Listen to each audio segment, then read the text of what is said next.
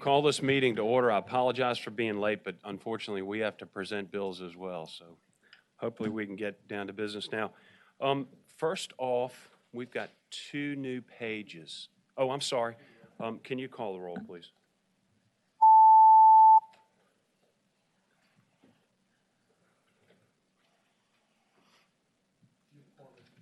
Thank you.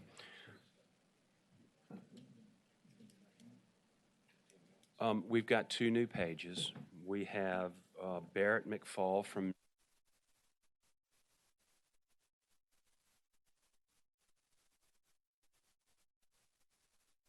you. And we have Paris Howell from Chesapeake. Paris, would you stand up? We're very happy to have you too. And we've got our wonderful clerks and attorneys that continue to help us muddle through this stuff. So thank you all for being here as well. We got some housekeeping stuff, but I'm going to ask Senator Sproul to go first because he needs to be somewhere else immediately. So Senator Sproul, what's your bill? 1025. Senate Bill 1025. And I understand you have peace in the valley on this bill. I was with everybody? told that majority, Mr. Chairman, is. Now, I want y'all to know I have worked so hard. I met with Bob O'Rourke, my biggest adversary, and we love one another now. You don't have peace in the valley, Senator With him, Sproul? I think we have. Let's see, if you don't mind, please. If we don't, yeah. Can we pass it by temporarily then? If we don't, Okay. if we don't. Well, let's pass it by temporarily, and you talk to your No, folks. we have already. I think we said. Okay. I think, Mr. Chairman, first of all, I think I have an amendment, if you don't mind. Do you have an amendment or Yes, sir. substitute? It's an amendment, Mr. Chair. There's Yes. an amendment. The only amendment that we make is striking out on line 41, basically subsection A there. So just cross out A, and that's the only line amendment. Mr. Chairman, you mind if you read that so that they would know what I'm crossing out? I'm going to ask you to do that one more time, Chad. So strike out the words, when the actual or effective outdoor temperature is 32 degrees Fahrenheit or lower, or 85 degrees Fahrenheit or higher. Strike those out. Line 41 after A, little a, Correct, Mr. Chair. or higher.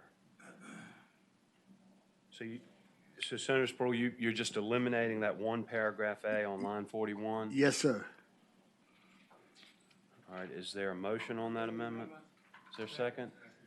Motion properly seconded to amend it as described. Is there any discussion? If not, all in favor, please say aye. Aye. Opposed, no. Ayes have it. I think now, Mr. Chairman, it's pretty much the same thing that provide the outdoor tolerance for companion animals does not meet the requirement that the animal be given adequate shelter unless the animal is actively engaged in the agriculture or hunting activity. They are safe where tolerance is conducted. We took out the weather part of it. During a heating advisory, during a severe storm weather, this bill that a tether meets the requirement that animals given adequate shelter, except when an animal is being walked on a leash or is attached by a tethering leash. As far as the 15 feet that was already in the bill, so what we did, I met with Bob O'Rourke. He took part of what I had last year, put in his bill, and the group came, the animal control folks met with our folks. They said, if we take this 32 degrees Fahrenheit out, everything else will remain the same. Now, if they're not opposition, I don't know. I met with all the groups I'm concerned and did everything they asked me to do as far as I know. Bob O'Rourke loved me. I love him. The animal folks love me. I don't know what else to do, Mr. Chairman. It's the same as last year. That may cost you votes on the Senate side. I apologize for the misunderstanding. Oh, goodness. Now, do we Okay. have people here for it if need be, Mr. Chairman? Senator Sproul, do you have those that would like to speak to this? Yes, sir. And because we hadn't gone over the preliminaries yet, we allow 3 sides, 3 minutes on each side. All right. And the clerk keeps track of that. But if there are those that would like to speak, How much time you giving? or maybe I should ask, is there any opposition? Is there any opposition to this bill? Can you stand up so we can see if you oppose it? Okay. All All right, well, I guess we'll hear from your folks first then, and then we'll hear the opposition. You got 3 of them, we'll take it all Sir, time. just very quickly, Mr. Chairman, Matt Gray with the Humane Society, also speaking on behalf of the Virginia Federation of Humane Societies and more than 40 Virginia animal shelters and rescue groups in support of this bill. As the patron said, this is a real compromise from the bill that was put forth and got so much attention a year ago. By striking the specific temperatures, we have won the support of the Virginia Animal Control Association, which I think is an important element here. So we ask for your support of the bill. Michelle Welch, I'm the Director of the Animal Law Unit at the Virginia Attorney General's Office. Our office supports this bill, our unit supports this bill. Right now, we're getting calls about animals that are chained outside and are being abused in that way. Thank you. Good afternoon, Mr. Chairman, honorable members of the committee. My name is Daphne Nakminovich. I represent People for the Ethical Treatment of Animals and our more than 116,000 members and supporters in the Commonwealth. I won't take much of your time. I just wanted to bring Hazel back to visit with you because even though this is the same photo I showed you last year, I brought her back because for the past year, since the last time that we spoke about this bill, Hazel remained in this one little tiny patch of land that she has to call home. While we, went about our business, had dinner, had lunch, went through the seasons, this dog's entire life is eating, sleeping, urinating, and defecating in one patch of land. And all this bill would do is prohibit her owners from being able to do this during extreme weather to protect her from being tangled and not being able to reach basic necessities of life. Thank you. Mr. Chairman, Susan Lowney with the Northern Virginia Coalition for Animals. We support this bill. We think it's brilliant to have an advisory that will go out with the weather and make it a clear understanding to all pet owners and animal control that the conditions are just not right for adequate shelter outdoors. Thank you. Thank you.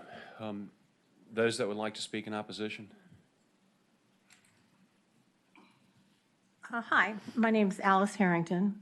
I represent the Virginia Federation of Dog Clubs and Breeders, and today I am also speaking for Gillian Deegan, who is an Assistant Commonwealth Attorney for Botetourt County since 2004. Her concern is the exemption for agriculture animals. Is that still in the bill under space? Because I have not seen all the. Oh, I'm sorry. Yeah, safe now. There is an exemption for agricultural animals, yes. Is under space, this one here, okay. Line 59 and 60 is what she's concerned about, and this is her statement. I oppose removing agricultural animals from the protections currently afforded them.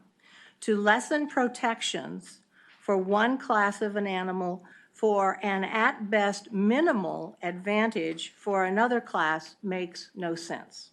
She's an assistant Commonwealth attorney and has been one since 2004. She knows her stuff. So she wants to include agricultural She animals does not in want this? them exempted from all this stuff so that they will still have protections.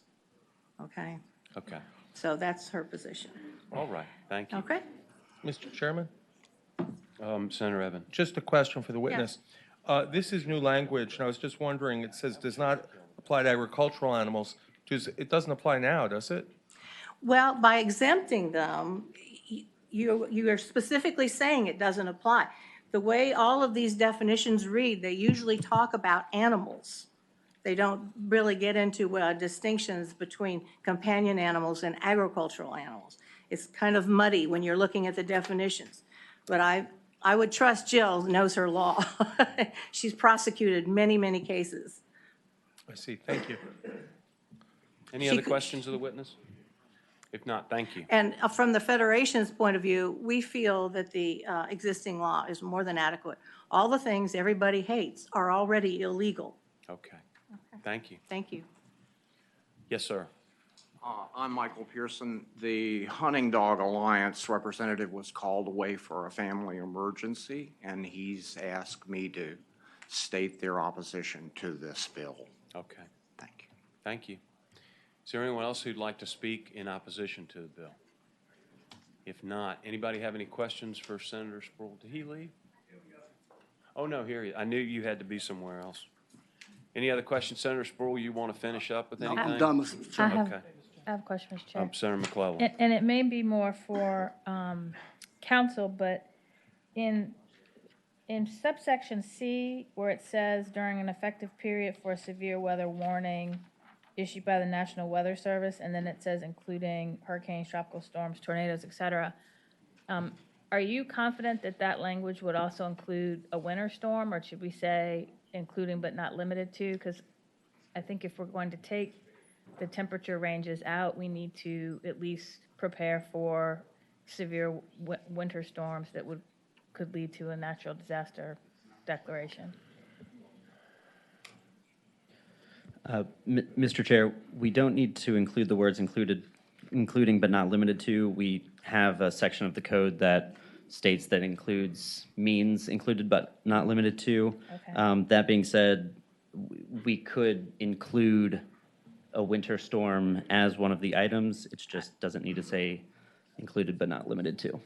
Mr. Chair, I think if we're going to take the temperature range out, I would feel more comfortable if we at least include winter storm declared by the National Weather Service in the list of what we're spelling out. Mr. Chairman, that's a friendly amendment. I don't no problem with that. Do you want to clearly state your amendment, proposed amendment, Senator McClellan? So on line 44, after tropical storm warning, I would put winter storm warning, which is I think what the National Weather Service calls it. Winter storm warning? Yes. That's the amendment, okay. Any discussion on the amendment? Senator Mason? I'll move the amendment. All right, there's a motion to amend it to Second. include winter storm warnings. There is a second. Yes. Motion properly seconded to amend it. All in favor, please say aye. Aye. Opposed? Thank you. I have a quick question if no one else does. Senator Sproul, does this mean I can't put the dog on a chain for 15 minutes if I have to run and do something and No, I sir. don't have anywhere else No, to put sir. them? No, sir. No, sir. But if I put them for 15 minutes during one of these existing conditions, am I not violating this? No, it doesn't say that, Mr. Chairman. Probably it doesn't specify any particular time. Well, that's my point, doesn't it? I mean, I can't do it for any length of time, and I'm just curious if I'm reading that correctly. Mr. Chairman, if something happened like that, before you bring your dog in or whatever you want to do, who can determine whether it's 15 minutes or 20 minutes? It could be a half an hour, so you can't specify a time because something could happen. You be in the house and wait, it could be 20 minutes before you go outside to bring the dog in. And I have another question as well. Yes, I don't sir. want to dominate the conversation, All right. but do you have to prove that the individual knew there was a heat advisory issued by a local state authority? No, sir. It's just per se. Yes, sir. So if they didn't know that that was issued, then they would be guilty under this section. No, sir. No. The problem is you said no, but it is not up to them to know because how can you really know? So they can't be guilty of it. So they would have to prove that they knew. That's right. That's right. Okay. Mr. All right. Chairman, Senator Evans. just to comment on the question you asked about the that you couldn't leave them for 15 minutes. I would just point out that under these extreme conditions, it's talking about the tethering itself. You could leave them in the yard if they could take shelter somehow, which I wouldn't want them to be in the yard. You could take them with you in your car, or you could leave them in the house. So there are options, even if you don't tether. Okay, thank you. Senator Ruff. Summer storms come up all the time without any notice. And we're setting these folks up for breaking the law when nobody intends to do that. I just think if we're in haste making mistakes, I will get it. Okay. All right, the bill is before the committee. Is there a motion?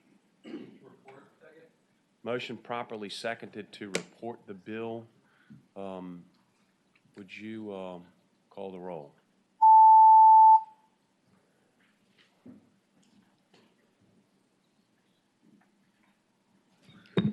7 ayes, 6 nays. All right, your bill creeped out of here to the floor, Senator Sproul. Thank you, Mr. Congratulations. Congratulations.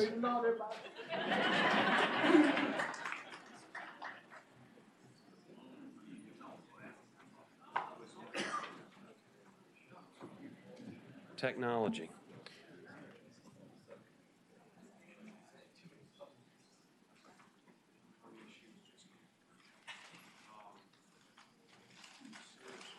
Sure.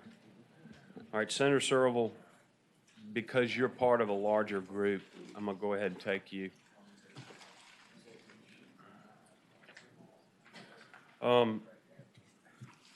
So what I have here for your information, because you have two bills, is Commerce and Labor has requested all of the coal ash bills, to which they're not going to get all of them. They're going to get all but one, which is we're going to keep your Senate Bill 1533 and hear that today, because that does not have a rate-making mechanism in it, and so that doesn't need to go to Commerce and Labor. I've also got a letter from Finance, however, instructing me to re-refer it to Finance in the event that bill is reported. So just quickly, if we could, at the request of Commerce and Labor for the committee's information, they have requested Senate Bill 1009, which is Senator Chase's coal ash bill, Senate Bill 1355, Senator Wagner's coal ash bill, and Senate Bill 1534, Senator Searle's other coal ash bill, and those do have rate-making mechanisms in them, and I think we need to oblige Commerce and Labor on that request. Do we need to make a motion on that? All right, there's a motion properly seconded to re-refer those bills to Commerce and Labor. All in favor, please say aye, or report to call or roll,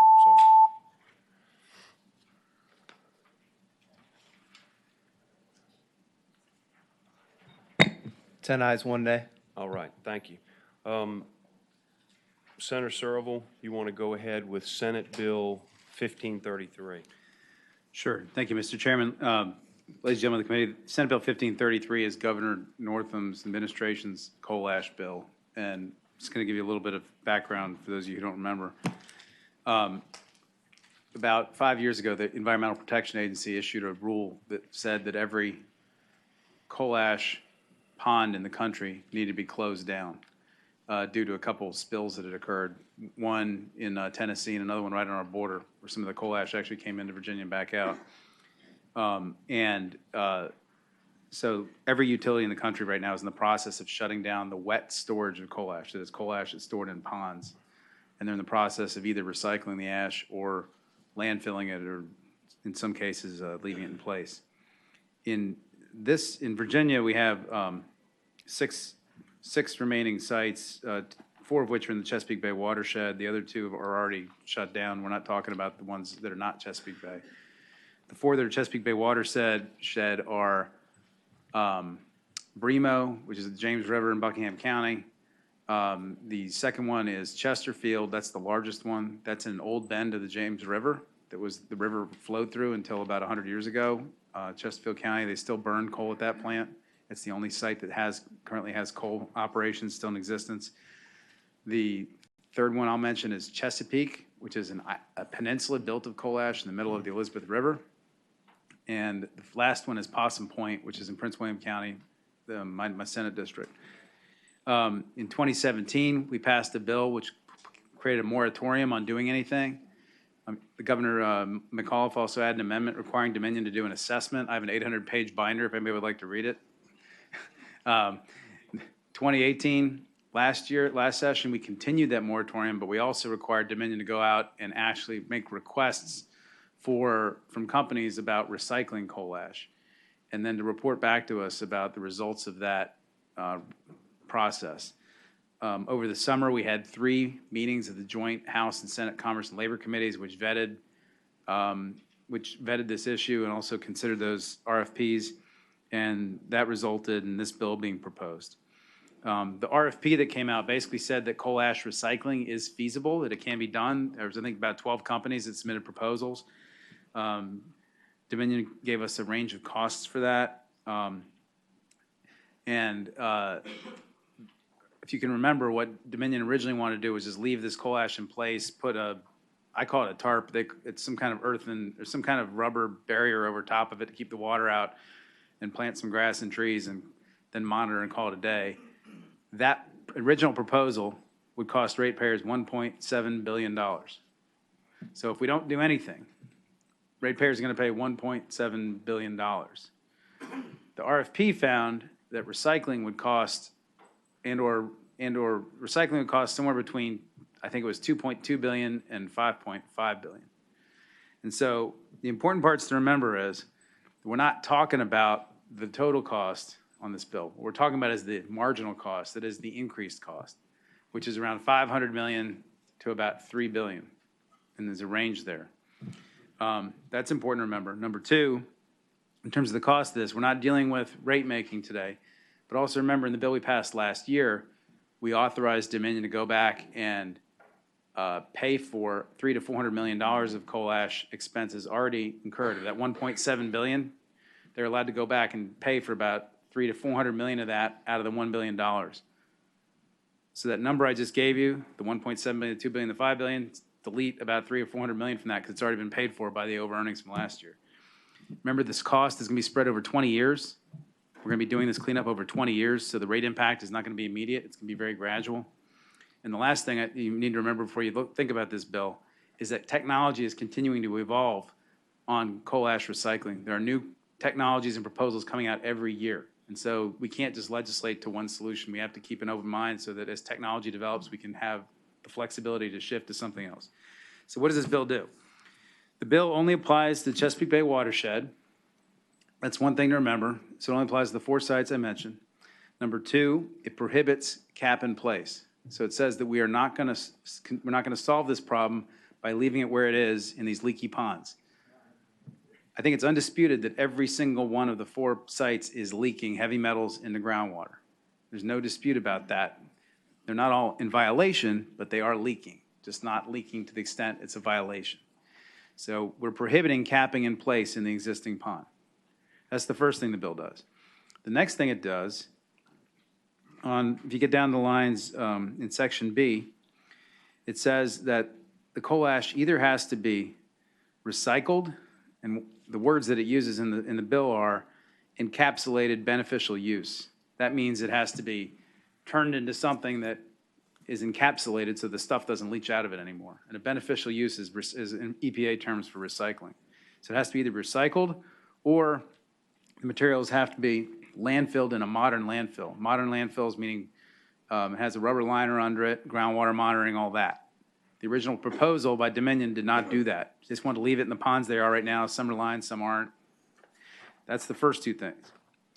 Next, section C requires Dominion to hook up any home within a half a mile of a coal ash pond to municipal water, or if it's not feasible to hook them up to municipal water supplies, to have their well water tested if their water shows that has heavy metals associated with coal ash in it. That's line C, or section C. Section D, which is lines 45 to 57, that requires rail transport to the maximum extent possible.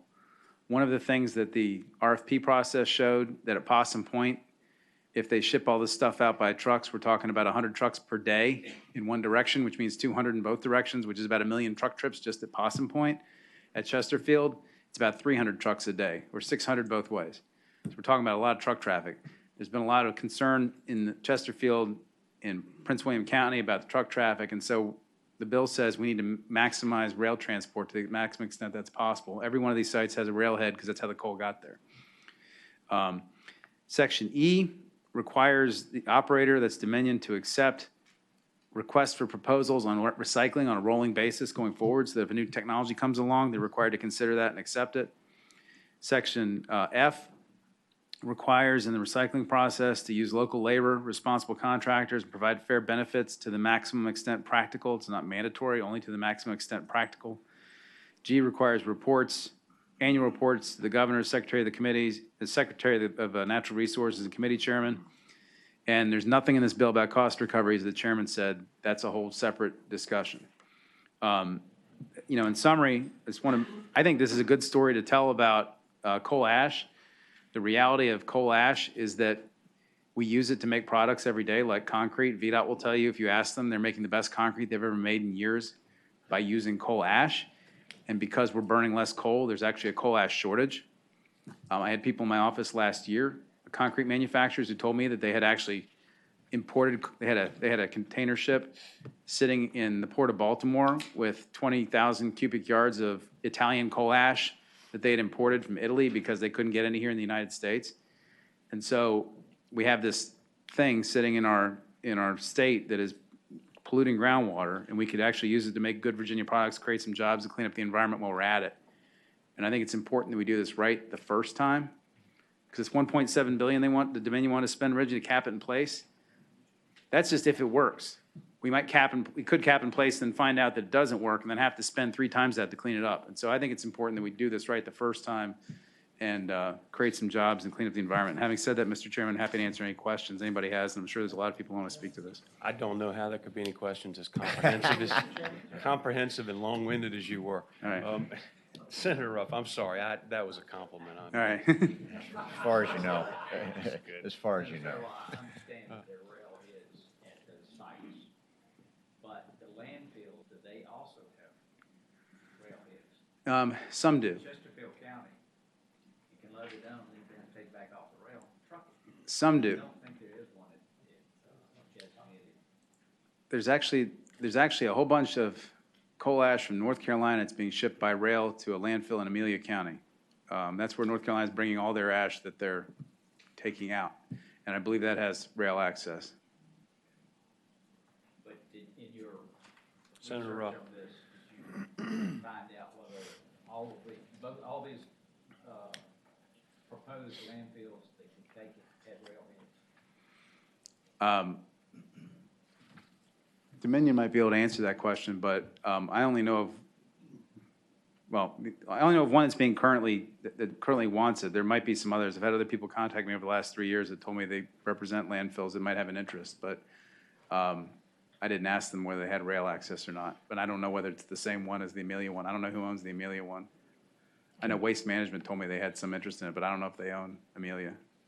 Like, Mr. Chairman, one more question. Senator Ruff. You gave some wide ranges of costs. Do you have any ranges for the users of the Dominion customers? Electricity? Yes. Only based on what the SEC testified to at our December hearing. And what they did a very back of the envelope rough calculation, and they used the 2.2 billion to 5.5 billion number, and they said, if you take that number and divide it by the number of ratepayers and you spread it over a 15-year cost recovery period. Remember the bill you just sent to Commerce and Labor said 25 years, by the way, my bill. But over a 15-year period, they said $1.20 a month to $3.20 a month. But remember that number I just gave you, the 2.2 billion to the 5.5 billion, that includes the 1.7 we already have to pay, no matter what, and it includes the 300 or 400 million that they took out of the over-earnings. So if you actually reduce it by 2.1 billion, it's really more like somewhere with the marginal cost is probably closer to like 20 cents to $2 or something like that. And remember, that's only at year 15, right? On year 1, it might be 10 cents. Year 2, it might be 30 cents. And so it builds up over time. It's not all at once. So. One final question. Senator Ruff. In the bill, when does it have to begin?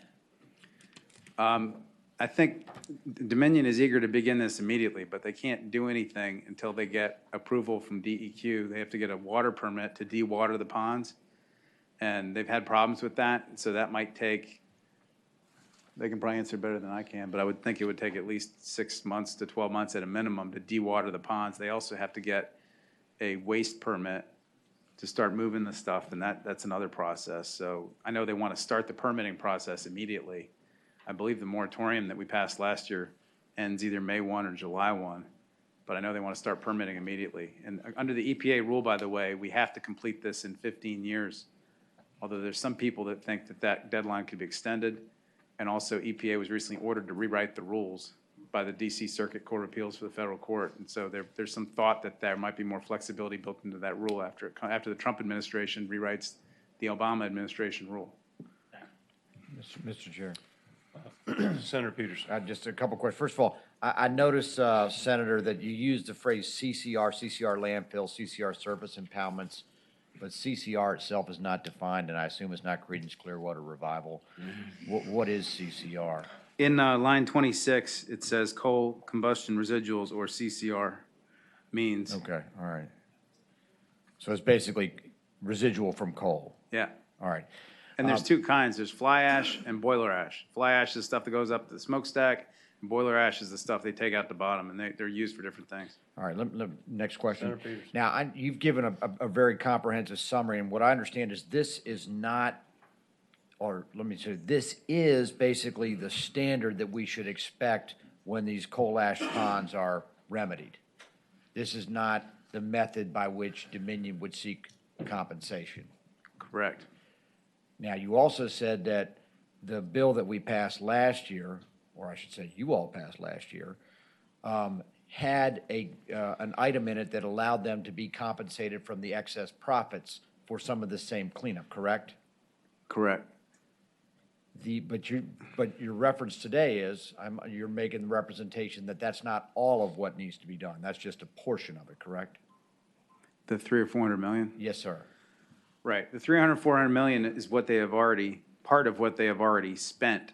Okay. And they obviously have a lot of future expense they're looking at still, no matter what we do. Okay, so I guess my question is, and maybe Mr. Rust might know the answer better than anybody, but if we pass this law and they are legally required to do all this, I guess the obvious question is, who's going to pay for it? And Senator Peterson, let me interrupt you at this point. So this committee's just going to pass on the policy. I realize that, but before we pass on I mean, listen, And a if lot of it's- people vote on things around here without asking And who pays for it. if it's so- reported out, then it would be re-referred to Senate Finance to discuss the financial aspects of it. Well, That's kind of the way we have to handle it. I understand that. The others had rate-making mechanisms in, that's why they went to Commerce. And I understand that, but I guess before we adopt this policy, I still think Right. it's a fair question to ask, who's going to pay for it? Right. Well, just like any type of pollution control, ratepayers would pay for it, whether it's smokestack scrubbers or things that suck mercury out or sulfur. Or, for example, what I like to analogize this to is nuclear waste, which is if EPA came out with a new rule on nuclear waste and said we had to store it one way versus another than we've been historically storing it, or we had to move it to Yucca Mountain, ratepayers would have to pay for that because that's just pollution control is always passed along to ratepayers unless somebody's broken the law. And there's not been an allegation that the Clean Water Act was violated with regard to the storage of this. And there's a couple footnotes to that, but in general, there's not been. The way Dominion has been storing this stuff for the last 70 years is the way everybody's been storing it in the country. It was industry practice. Okay. So you're saying that the policy that we adopt eventually is going to get passed on to the ratepayer. I guess the question would be. If the we're return on consistent equity. with our existing policy for the last however many decades, yeah. Senator Marsden. Thank you, Mr. Chairman. A hypothetical question, I apologize, but I assume, first off, that the clock will start, the 15-year clock would start when the bill becomes law in July? Probably somebody here smarter than me, but I think it starts as soon as Dominion starts. I think. Yeah, I see Bill Murray. So in other words, Would you like to have Bill Murray answer that question? yeah, that might be. Bill, you want to answer that question? And Mr. Chairman, I'll speak at the appropriate time. There have been a number of questions that come up but on this particular one, it's a federal clock. So the timing of your legislation doesn't really influence it, and the clock is ticking. Clock began ticking, so the clock is ticking, and it's a federal guideline. And as I read your sort of regulatory authority, there's nothing you can do to influence the 15-year clock. And then there's just the follow-up, and I think that may have answered the question I have coming up here. Suppose we start recycling, and we're 7 years into recycling, and boy, it's really great, and things are working well. We hit a depression, and nobody wants the coal ash for the next 5-6 years, and then all of a sudden, the boom is on again, and our clock is almost expired. would there be any ability for this legislature to extend the period of time to begin reharvesting the coal ash for that purpose? Or does the clock expire and that's the end of it and we have to haul away the rest of it? It could be just kind of a timing issue, I guess. Right, well, what I said a minute ago was that right now it's a 15-year federal clock. That some people think, I think there's a difference of agreement, but some people think we could ask for a waiver on the 15-year time frame, just like we asked for a waiver on Medicaid. That if we have a plan we're doing that meets the policy objectives of the underlying federal enactment, that we might be able to ask EPA for a waiver on the time frame and get that. Other people think we're stuck with 15.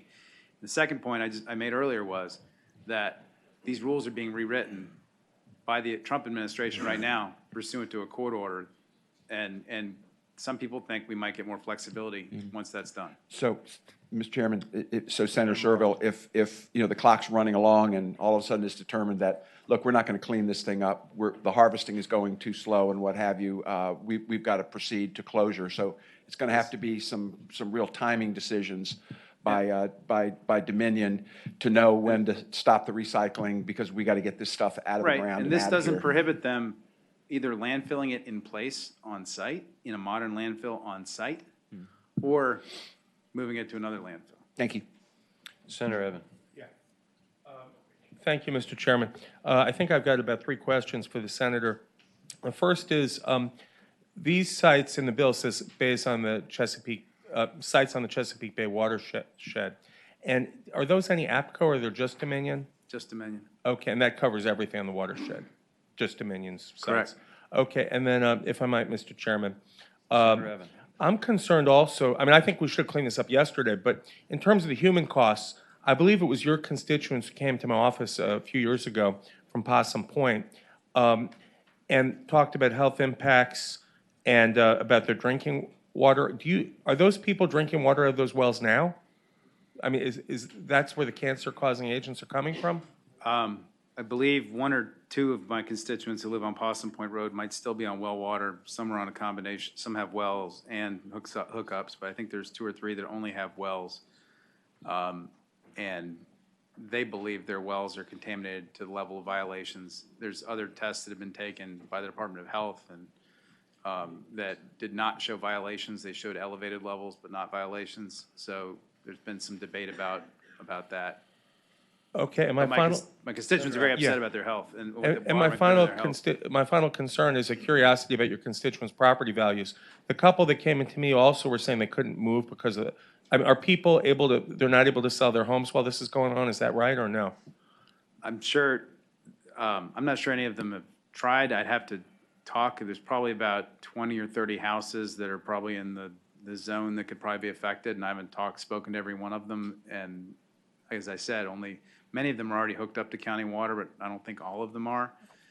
And I'm sure that's a concern of theirs. And I believe Dominion offered to hook them up at one point, although I think they wanted them to sign a release or something in order to get the hookup, and they wouldn't do that. So but I haven't had an in-depth conversation with them about it in a while, with those constituents in a while, about that issue. Okay, thank you, Mr. Chairman. Senator Ruff. Senator Searle, in response to Senator Evans' question that dealt with Dominion and Appalachian, you said that it only affected Dominion. It does not affect any other company? Correct. I actually have a line amendment to make that crystal clear that Mr. Meacham has, but every one of these bills we passed for the last 3 years was only Chesapeake Bay watershed, and APCO has 2 sites. One is on the Clinch River, and the other one's, I think, on the New River, that have never been covered by any of these bills. Mr. Chairman, Senator Ruff. I'm not referring to power companies. I'm talking about any companies. Your amendment would take care of any companies?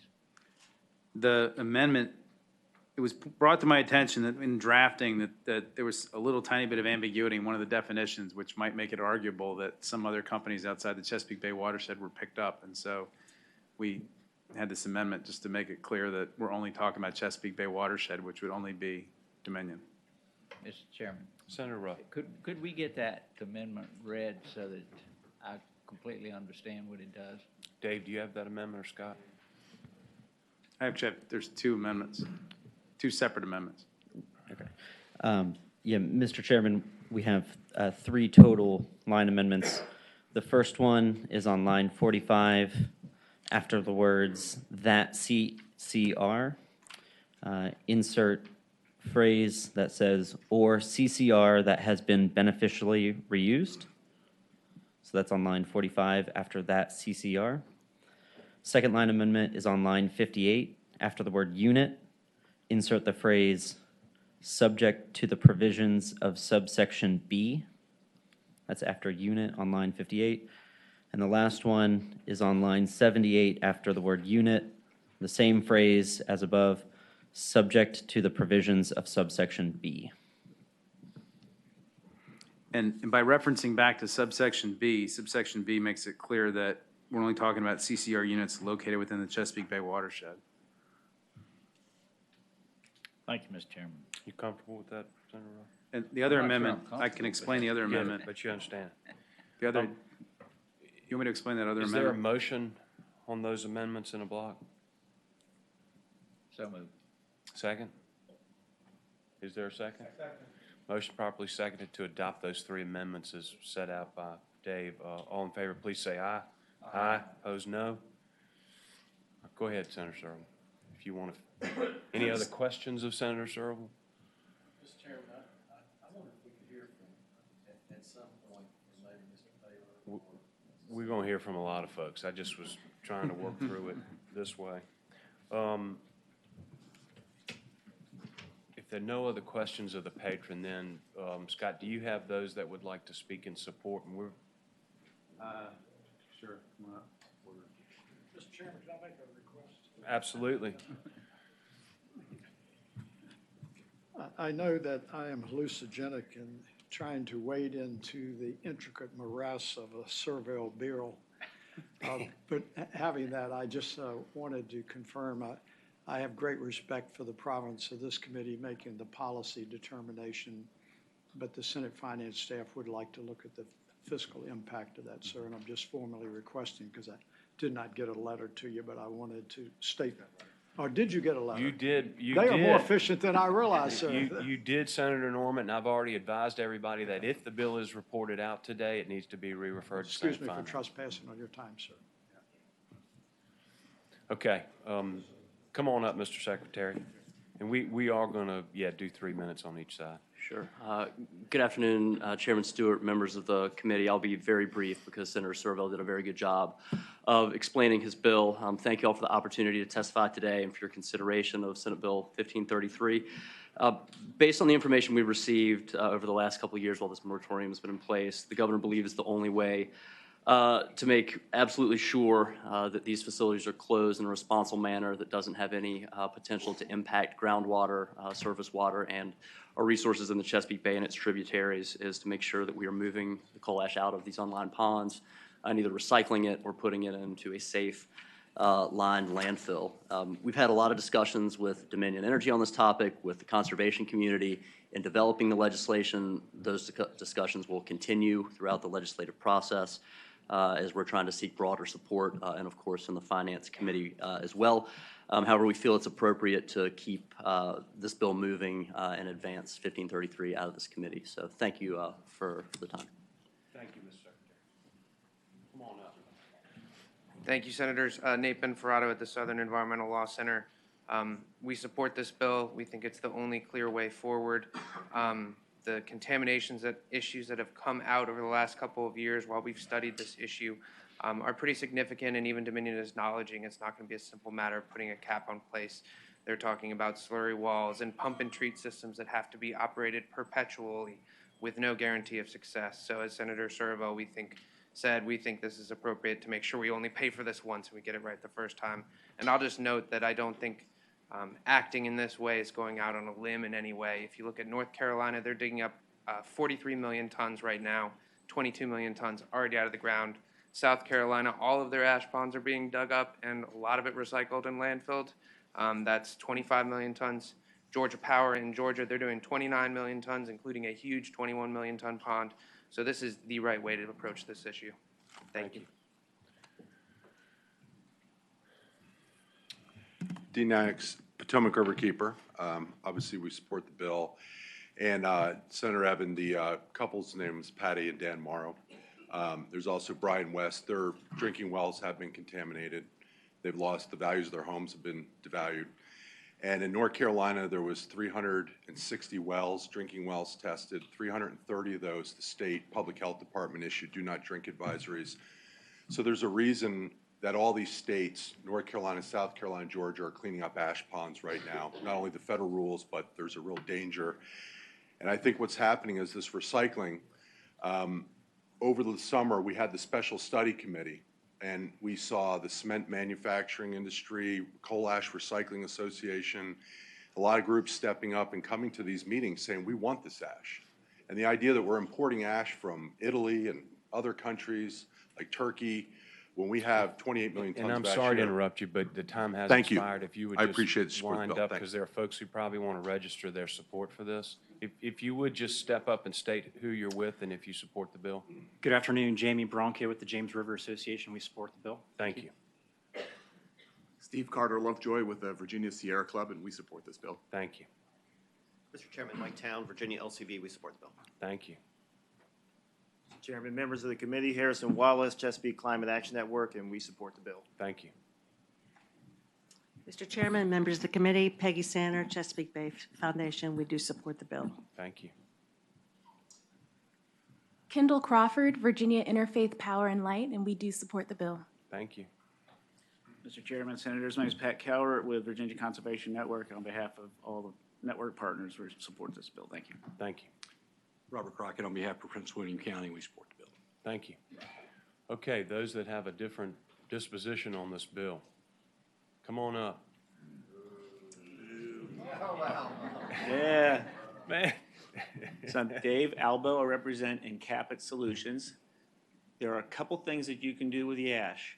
You can excavate and haul it, like Senator Serville's bill does. You can leave it in place and put a liner on top and put dirt on it, which I don't think anybody wants to do.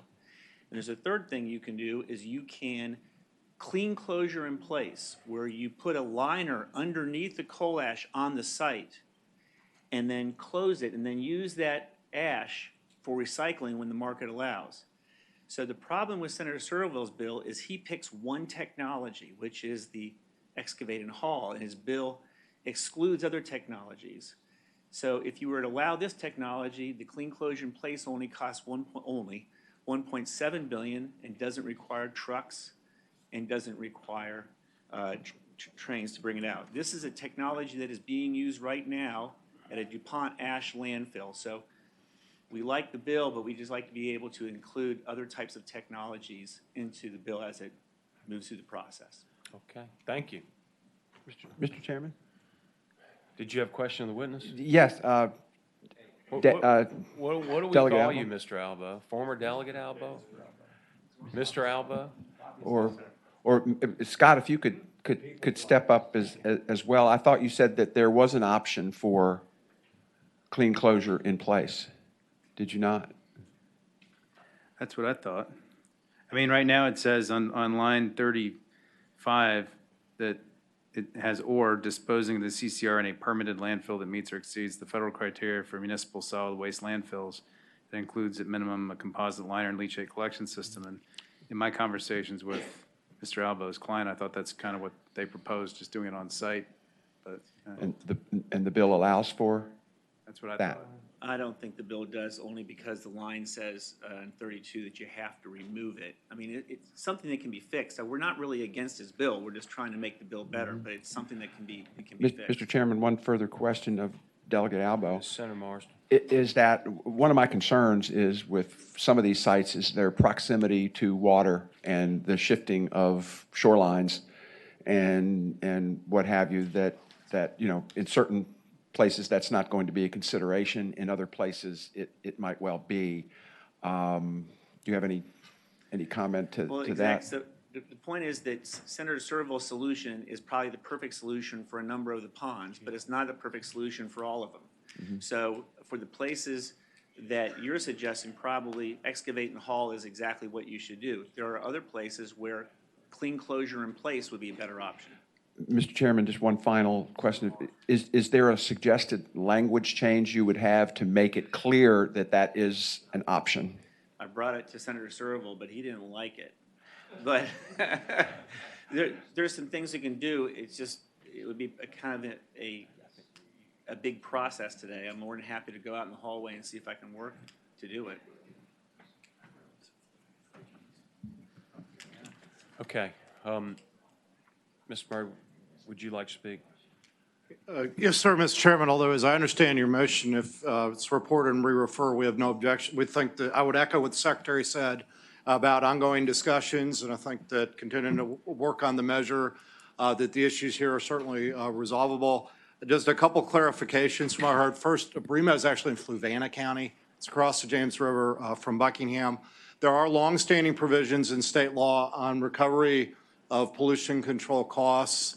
And we had a recent filing using that one, the most recent change in law I'm familiar with, other than what was referenced last year, was 2004 pollution control equipment, back when you all were sort of transitioning back into regulation.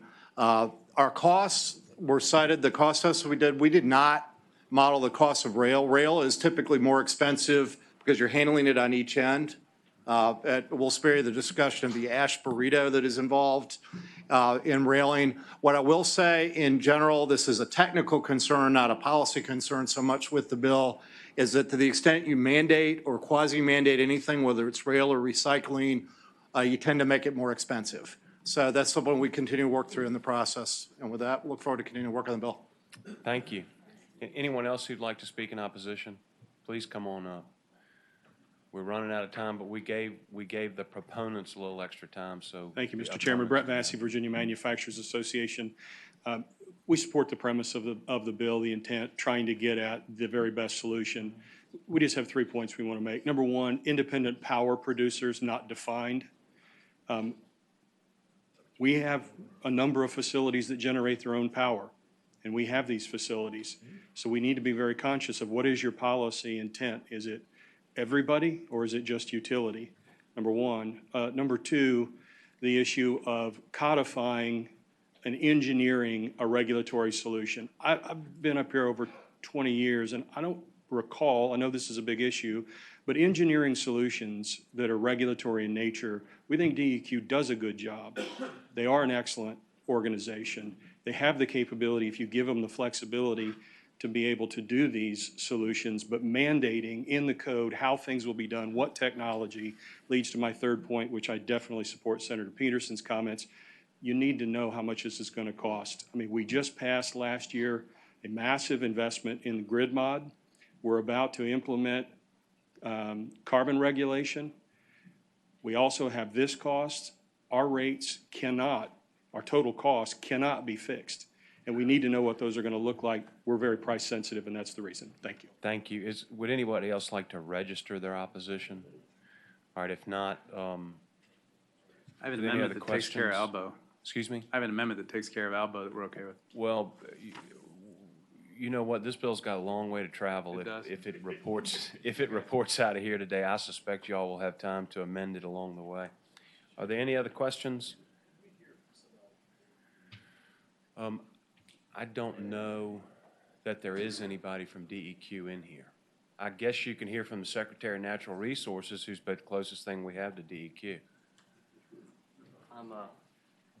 Mr. Chairman, thank you. Senator Chafin, I know that I am an inadequate stand-in for Director Paler, but I will do my best to answer your question. I appreciate that, Mr. Secretary. I appreciate you being willing to take the podium.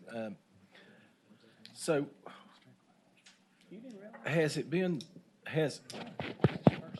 determined that the sites that are out in Southwest Virginia that this bill does not encompass? Has there been a determination that those sites that are capped in place are safe for the public? There has been, as you know, a permitting process that's gone through to allow some of these sites to close in Southwest Virginia. There is ongoing monitoring of groundwater and of these sites to ensure that nothing is migrating off of the site that would be harmful to the public. To this point, we are not aware that there have been any occurrences of that happening that I know of. Answer your question. And Senator question, Chafin. Senator Mr. Chairman. And is that practice that has been allowed out in Southwest Virginia on the Clinch River and on the New River, is that a similar practice to what has been requested by Dominion? Yes, sir. Thank you for the question. It is the practice that's colloquially referred to as cap in place. It is allowed under the federal CCR rule. It is one that has been proposed for sites other than the ones that have been permanently closed. As you know, the General Assembly has put in place a moratorium on any closure of these sites that we're discussing today in the Chesapeake Bay watershed to discuss this very issue, whether or not further use of the cap-in-place technology specifically for these large units that we're discussing in the Bay watershed is sufficiently protective of water quality. So, Mr. Chairman, am I understanding that it is the same practice that is currently approved out in Southwest Virginia, but is not approved here in the Bay Area? Yes, sir, that is accurate. The permitting process for the sites in Southwest Virginia obviously moved ahead some time ago before the General Assembly said, let's press pause and have a further discussion about the sites that are left. The sites that are left, the ones we're talking about today that happen to be in the Bay watershed, happen to be Dominion sites, have different characteristics with respect to their size, their proximity to water resources and populations. Certainly, we do not want to give the impression that what has been done in the past is not unsafe for Southwest Virginia. There's monitoring in place to try to make sure that there aren't any failures, there aren't any water contamination issues. If there are measures in place to under the rule to further remediate. But those things add cost, and eventually, if we can't get to the right solution, then we're going to be going back to where this bill is trying to start, which is just go ahead and get it out of there, if that makes sense. Okay. So as we, Mr. Chairman, as we are here, at least at this point today, are you able to say that those sites in Southwest Virginia, there's no plan to disturb those sites or to change the approval process that exists there? Yes, sir. Thank you for the question. At this point, there is, as I mentioned, ongoing monitoring, close monitoring of the sites to make sure that there are no contamination issues with water resources, and as long as there are not, there won't be any movement to disturb those sites under the regulation. Thank you, Mr. Chairman. Take care of you, Thank you, Secretary. Thank you. Okay, thank you, Mr. Secretary. Any other questions of witnesses or patrons? If not, then it's appropriate for a motion. There is a motion properly supported to report the bill and re-refer to Senate Finance.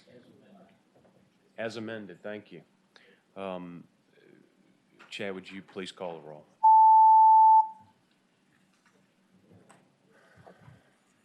Yeah.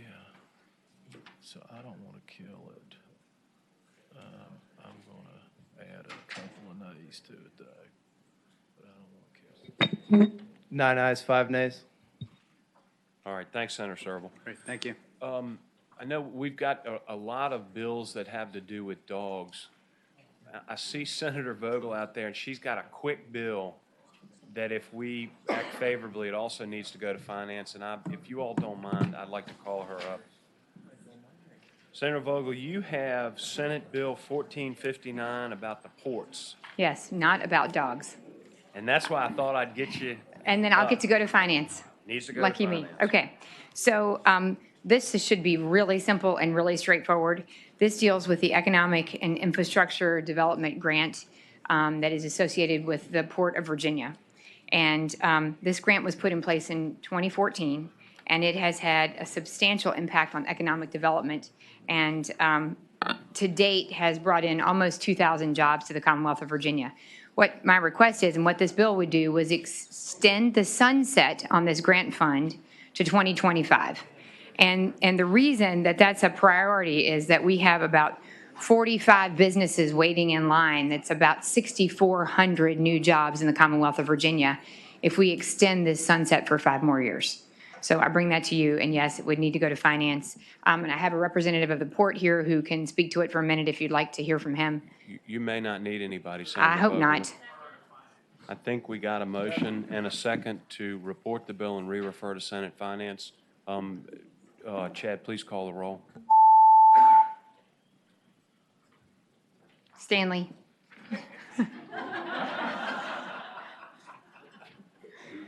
Thank you. You see what I have to put up with? I do. Oh, my goodness. Thanks, Senator Vogel. 13 Yes, ayes, thank you 0 very nays. much. Senator Favola. Thank you, Mr. Chairman. My bill is extraordinarily simple. Senate Bill 1058. We've heard that before, Senator Favola. It's not Nothing like the simple when it comes to dogs. not like the proper bill. Well, this would affect local authority and their ability to define adequate care for companion animals. And what my bill does is it merely adds section 3.2-6503 under the rubric of local authority. So your local governments could adopt an ordinance that describe the adequate care for companion animals. That's what it does.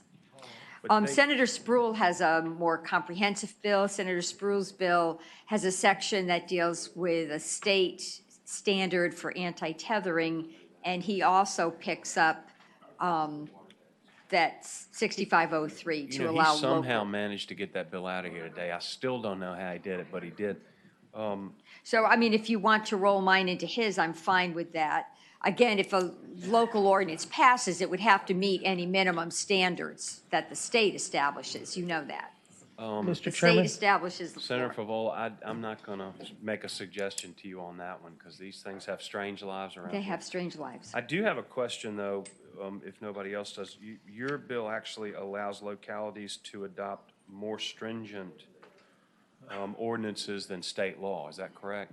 On adequacy of care, they could, yeah. Okay. So the laws would be different in different counties It across it could the state? potentially, right, it could Okay. potentially be, yeah. All right. Any There seems to be a lot of Mr. Chairman? interest in. Senator Marsden first, then Senator Evans. I don't mean to exaggerate here, but, essentially if care was considered to be animals need water beds, animals need this, that, the other thing, you could essentially use regulations to shut down a retail operation. I could use Kind of regulations like what y'all to did shut with down? coal? Is that what you're talking about? You mean, are you trying to say you could use a local ordinance? This is for companion animals. I understand. So would that, if their care, was involved in a retail establishment that sold companion animals, could you use this to? I would think that's a stretch. That, I guess I'd have to defer to general counsel. I would not see that. This was adequacy of care for a companion animal, I believe, in a residential I think setting. Senator Favola, what Senator Marsden is saying is if you leave that up to the localities, they could make their own determination of what adequate care is, with much more stringent than the state, and so they could actually require that an animal should sleep on a waterbed. That's his point. that And is. that may be an and- extreme, but that's his point, that's what they could require people. Possibly, yeah. If you were to do this. Mr. Chairman? Senator Edmund. Yeah, I would think that would be easily remedied by a line in there that says this should not be, I don't know if the council could help, but something about how this cannot be used to target retail establishments. But I was. unless it's her intent to include retail establishments. It's not my intent to include retail establishments, and I thought I was dealing with residential companion animals in a residential setting, but I'll defer to counsel if you. And the other piece for council, sir, is I think we already have that by local ordinance, you can adopt certain standards more stringently than the state. So I don't think that's new ground at all.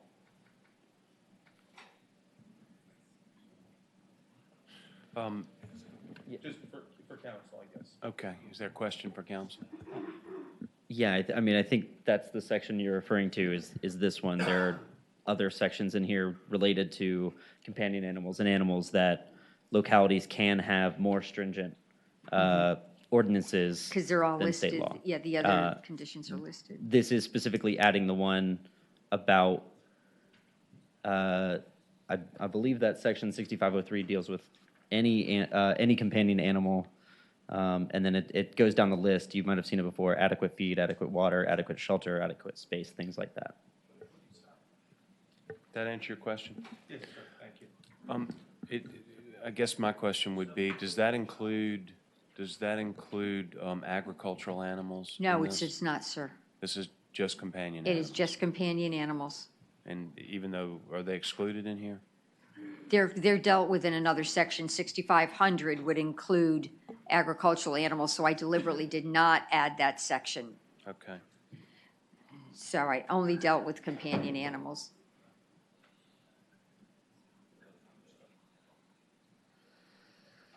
Okay, any other questions of the patron?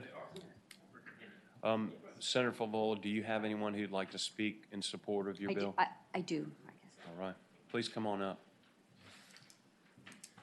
Good afternoon, Mr. Chairman and honorable members of the committee. I'm Heidi Meinzer on behalf of the Virginia Federation of Humane Societies, and I'm also here on behalf of and speaking for the Humane Society of the United States. We are in support of this bill. It would give flexibility to the localities for companion animals specifically on adequate care, and we believe this is an item like the other items listed already in that code section that are appropriate to give localities the ability to address specific issues in their localities, much like the other bills, the other statutes like rabies and other things where it is appropriate for localities to address their own issues. All right, thank you. Anyone else, Senator Favola? Mr. Anyone else Chairman. like to speak in support of this?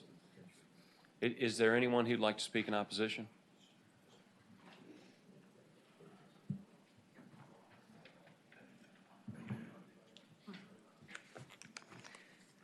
Yes, ma'am. Hi, Alice Harrington, Virginia Federation of Dog Clubs and Breeders. I'm also speaking for the Virginia Hunting Dog Alliance, Kirby Birch. He's at the hospital with a sick family member.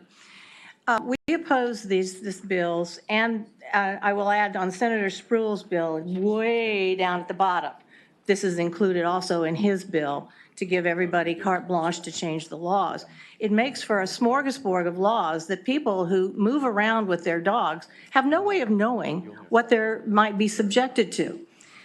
The other thing that I would point out is that when you give localities this kind of power, they often do a really bad job of it. And I want to cite a specific example. Albemarle County this fall redid their whole dog bill. And one of the things they did was to take away a judge's discretion when it came to taking away a person's ability to have an animal after a cruelty count. So they have now said, prohibiting the owner from owning or possessing companion animals. The court shall prohibit the owner from owning and possessing. And then the next paragraph says they shall prohibit from owning agriculture animals. So this totally takes away a judge's discretion. And they even discussed in the board meeting, golly gee whiz, might we be making things worse? Might the judge not even convict if he has to do something like this? One reason you are allowed for judge's discretion is that they can look at the totality of circumstances and events and come to a measured judgment. So this is the kind of thing that happens. And then I'll also note in Fairfax County in 2015, they incorporated tethering into their cruelty charge. So you could become convicted or cited for having your dog tethered over an hour and be convicted and nothing wrong with the dog. So they really tend to run amok on these things. I think we understand the concern about giving the localities Okay. different parameters. I can have all the citations if you need them. Thank you. Mm-hmm. Yes, sir. Thank you. I'm Michael Pearson. I'm here to represent Virginia's 26 mounted fox hunts, which spread across the Commonwealth. And while we realize this is about companion animals, we worry what's the next step with local option and enforcement and taking away the power of a judge to look at a situation and determine what was the intent and what was the cause. Okay, thank you. No one else wants to register their opposition. Any questions of the patron? If not, the bill's before us. Is there a motion? There was a motion to report. Was there a second? I didn't hear one. I'm sorry, Senator Favole. As much as we like you, your bill just died for lack of a second. Maybe this could be rolled into Senator Spruill's? If you, did Senator Spruill's get reported out? I think action's been taken on his. I'm not sure Okay, we can all do right. that. Very good. Well, then I apologize. I can talk to Senator Spruill. That's fine. It's no longer in the breadths to the committee. It's reported out. We can't- Okay. I'm sorry. No worries. All right. Well, thank you very much. Thank you. Senator Norman, are you in a hurry? You could, there are two lovely ladies ahead of you, or at least one. No, if you, I know you've got to be in finance. You go ahead if you want to go. Come right on. Thank you very much for your courtesies. I appreciate it, and I know I've already annoyed you once today, so I'll try not to do it again. Only once a day is a good thing, actually. I believe I have an amendment in the nature of substitute Senate Bill 1367, sir. Can you distribute that amendment, please, Dave?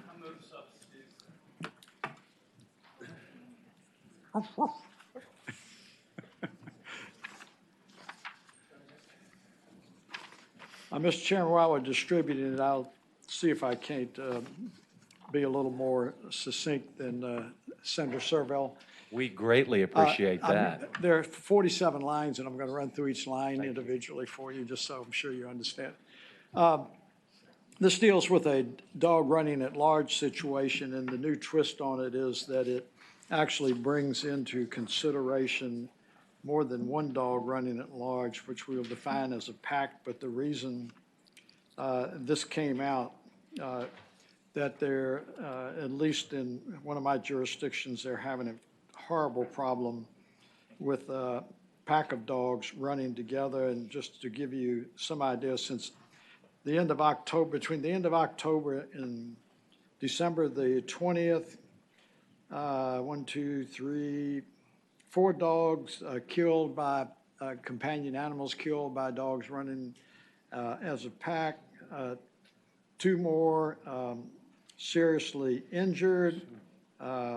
3 alpacas were attacked on it.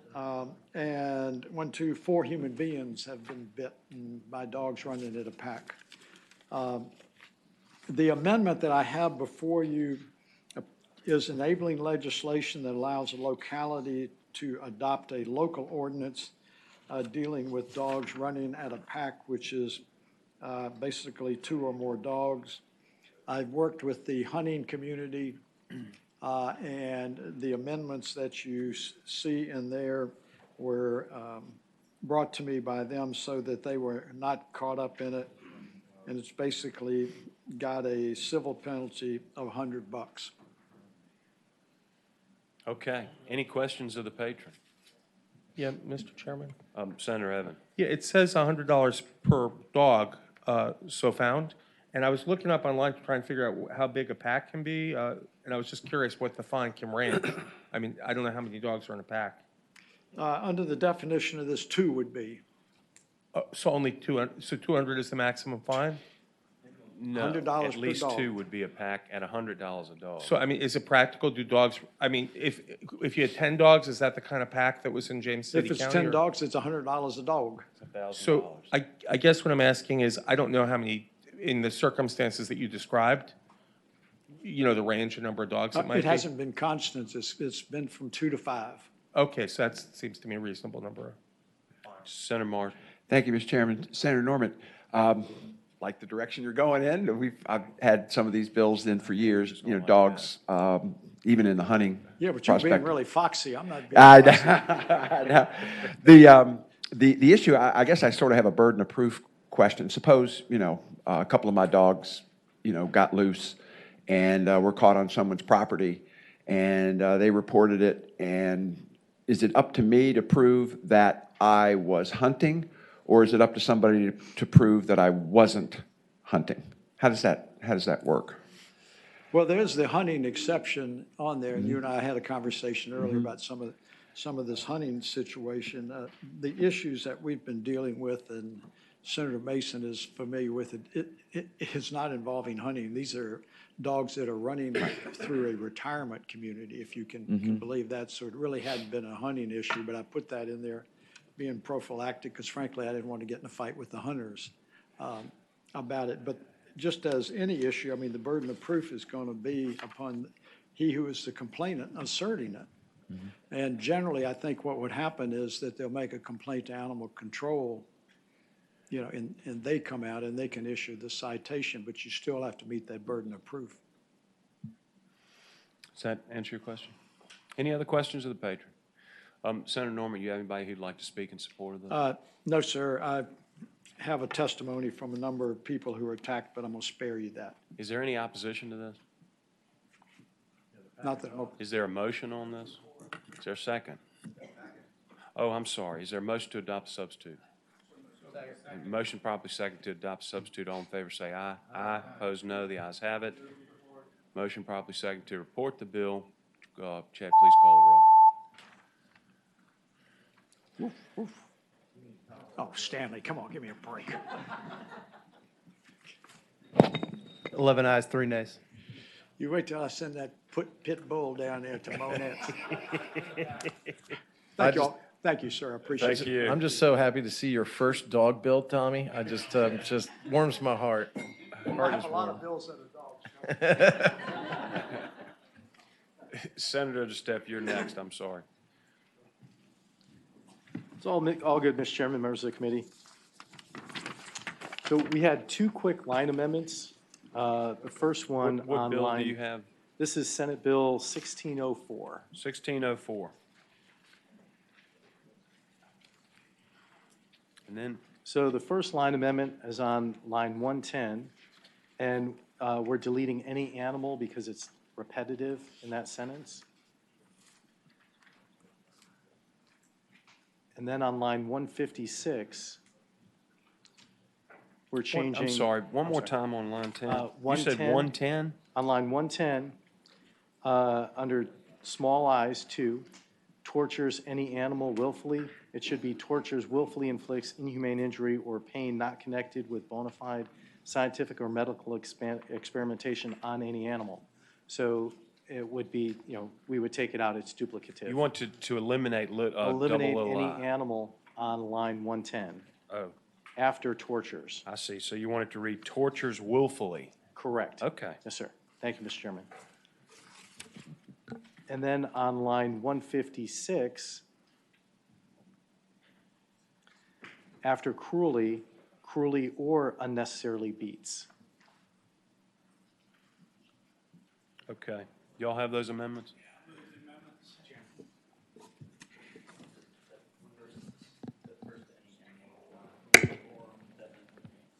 It needs to be in there. All right, Senator Steph, Dave says that your First Amendment actually needs to be in there. Okay. Tortures any animal. It's okay to be willfully inflicts repetitive in there, David? inhumane injury Okay. or pain not connected to bona fide scientific medical experimentation Or on any We're animal good with or it being in there cruelly twice. or unnecessarily beats, and I think that Dave is right. I'm not going to get between the 2 lawyers, so I one thinks we believe need that it, one Dave- doesn't. I'm good. We'll leave it in there. I believe that our counsel is correct in reading I- this sentence. All right, so is there a motion on the amendment on line 156, substituting an and for an or? And is there a second? Motion properly second. All in favor of that amendment, please say aye. Aye. Opposed, no. All right, tell us what your bill does, Senator All right, DeStefano. so, Mr. Chairman, this bill actually came out of here last year and went up to finance. I believe it came out almost unanimous. What this bill does is if you torture an animal and it does not die, it's a misdemeanor. If you torture an animal and it dies, it's a felony. So what we're saying is if you torture an animal, it's a felony, period, whether it dies or not. All right, any questions of the patron? You have folks that would like to speak? We have some wonderful speakers, Mr. Chairman. If y'all would like to Oh, speak. we as well, have come on pictures up. too if you want, but I would He's gonna not, have to go find I'll bring them up. We won't allow the pages to bring them up. If you're interested in pictures. Yeah, no, please come on up and let me hear from you. Mr. Chairman, members of the committee, my name is Megan Conti. I'm a supervisor at Virginia Beach Animal Control with the Virginia Beach Police Department. Medical advances and resources available to animals now have progressed and are far better than they were 30, 20 years ago when this law was written. And with these advancements, we're able to now save more dogs and cats' lives. The proposed change would allow us to save the animals and continue to charge the felony, whereas 20 years ago, we may not have had those resources available to us. We have multiple cases, but one of the driving forces behind this case is Sugar, the photos that were passed out to you. Sugar was attacked by one of her owners with a machete, and she was hit multiple times in the head and on the body with the machete. He went on later, the gentleman went on later to attack his wife with the machete as well. Because we were able to save Sugar, and it took an extensive amount of medical care and staff care for this dog, because we were able to save her, the owner was only charged with a misdemeanor instead of a felony. There are also cases in Loudoun County that that have been brought to our attention where a dog was beat with a bat, and unfortunately, because they were able to save the animal, they were not able to charge a felony against the perpetrator. Okay. We ask for your support. Thank you. Thank you. Let me just interrupt real quick. Is there any opposition to this bill? I do not see any opposition to this bill. But if you want to tell me who you are and that you support it, it just saves you a little bit of time. Yeah, Michelle Welch, the Director of the Animal Law Unit at the Attorney General's Office. I wholeheartedly support this bill. We have cases all over Virginia where the animal survives and it isn't a felony level. And torture or doing something of this level to the dog or companion animal should be a felony. I think you're in good shape. Thank you. Heidi Meinzer with the Virginia Federation of Humane Societies, and as well, the Humane Society of the United States supports it as well. Thank you. Northern Virginia Coalition for Animals in support. Thank you. Chris Fascini, Virginia Pet Advocate Alliance, we support this. Thank you. Okay, if no one else wishes to speak, if there are no questions of the patron, if there is a motion to report, it needs to be re-referred to Finance for the Woodrum Act amendment. Motion properly seconded to report and re-refer to Senate Finance. Chad, please call the roll.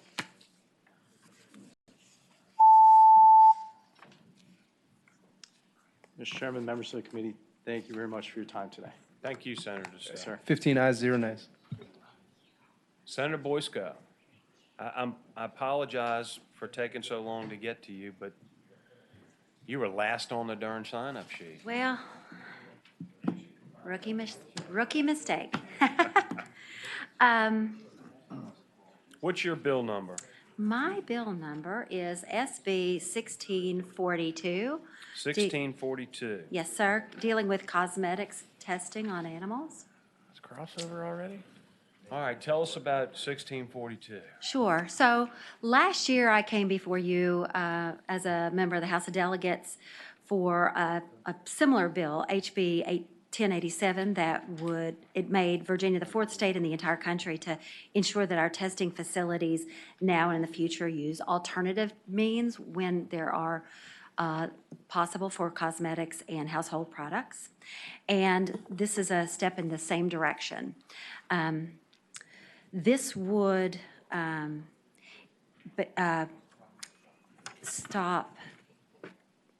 prohibit cosmetics manufacturing from selling cosmetics starting in 2020, July 1st, 2020, that had been tested on animals.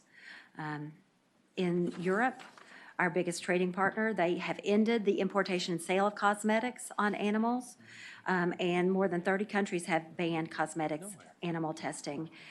There are at least one state that has banned it in the United States as well. In the absence of the federal level doing anything, and I know that Congressman Don Beyer has legislation that's coming up to address this, we can help lead the way. And in California, where this was sponsored and passed, it was supported by very many of the associations, including the Personal Care Products Council, the Retailers Association, the Manufacturers and Technology Association, in California. So this has had industry support, and this helps us move towards stopping the pain and suffering of dogs and cats, which I know many of us care about.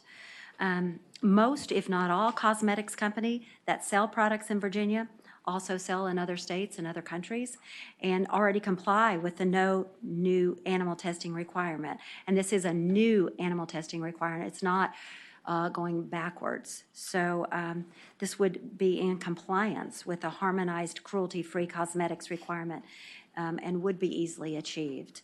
The bill prohibits specifically cosmetic manufacturing from selling cosmetics as defined in this state if the final product of any ingredient, therefore, was conducted or contracted by a cosmetic manufacturer after January 1st, 2020, with certain exceptions that take state, federal, and foreign requirements into account, and that allow for animal testing in limited circumstances if there's no alternative test or ingredient available, or if there is a substantial risk to humans. This measure does not penalize retailers or customers who rely on manufacturers who are already meeting state regulations, nor does it prohibit the continued import or export of cosmetic products into Virginia from other countries, regardless of the testing requirements in those countries. And this approach is consistent with the implementation of the European regulations and the recently adopted California law. It authorizes the attorney for the Commonwealth and the jurisdictions in which violations. Can I stop you for a second? I just want to make sure I understand this. Yes, I sir. apologize, Yes, Senator sir. Briscoe. So this would prohibit an ingredient used in a Virginia product that participated in some sort of testing? In the future, and there's already a ban in California. There's already a ban in Europe. Well, We are expecting that there's going to be federal legislation. I just want to make sure I understand. Uh-huh. So, but how is a manufacturer supposed to know? I want to make sure I understand it Sure. right. So, I have because there's a some, pretty significant penalty. certainly, Mr. Chairman, I have someone with me who is more of an expert on this than I am, and I'm happy to have him answer But- your questions. But it's your bill, so I just Yes, want to make sir. sure I'm not misreading it. Sure. It goes beyond us saying that manufacturers in Virginia can't conduct these tests on animals for cosmetics. Correct. And it goes on to say that even a manufacturer can't use a product where an animal was tested even if that product came from Asia. And my question is, how do you know that? How do you prove it? It gets into a Yeah, can I ask sort you? of a convoluted issue ask a there. Senator question? Peterson. Yeah, no, I mean, let's say my wife buys cosmetics that were made in Korea. Mhm. How do we even know? I mean, how do we have jurisdiction over what is something that's manufactured in Korea that maybe they imported from China? I mean, we're just one little state in the United States. Right. I understand what you're saying. And could she then be subject to a $5,000 civil penalty? No, she would for not. It's not possessing an it? individual. This isn't an individual thing. This is, It's just, okay, it's just a And- minute. Are we sure? yes, sir. It's retailers. Well, actually, it says prohibits, I'm sorry, Mr. Chairman. Senator Evan. On the summary, it says prohibits a cosmetics manufacturer. So it seems to me that it prohibits a manufacturer, unless I misread the bill. I'm reading the summary. We have small manufacturers, I would think. Last year, Mr. Chairman, we passed 1087, which banned the testing of animals here in Virginia. All right, so it bans the manufacture and the sale. I have found where it bans the sale as well. I just can't find where it bans the possession. Sure. Okay. I'm going to ask Mr. Hyde to Excuse me? jump in here. Yes, sir, it would ban the manufacture, it wouldn't ban the sale. You're exempted from selling, so if you buy products from China, Korea, you're allowed to pass through and sell those products. It would be only Yeah. those products that are manufactured in Virginia, and you have to get those Senator approved. Boysko, why don't you have your expert identify himself I'm sorry. before the committee, if you don't My mind? name is Chris Hyde, and I'm here on behalf of Cruelty Free International. Thank you. So it would be just those products that are manufactured, and all of those products have to be approved by the state of Virginia anyway. So those that have alternatives, that Virginia's already passed that law. So those that already have alternatives to animal testing then get approved, and then you would be able to sell those. So if you're buying products from China, Korea, anything, well, actually Korea is already working on a ban anyway. So those products would be pretty much from China, or anybody that's doing animal testing. You would be able to buy those in Virginia and sell those out of Virginia, and those would not be subject to Virginia law. So it would only be those products that are made in Virginia. Well, and I get where you're going with this, and I get that you don't want people doing this and manufacturing things, but what I don't want to do is make honest people, you know, Absolutely. make a trap for the unwary, and that's what's concerning me here. But Senator Stanley, you have a question? Thank you, Mr. Chairman. Can you describe for us exactly, we defined cosmetic animal test in the code here with this new bill.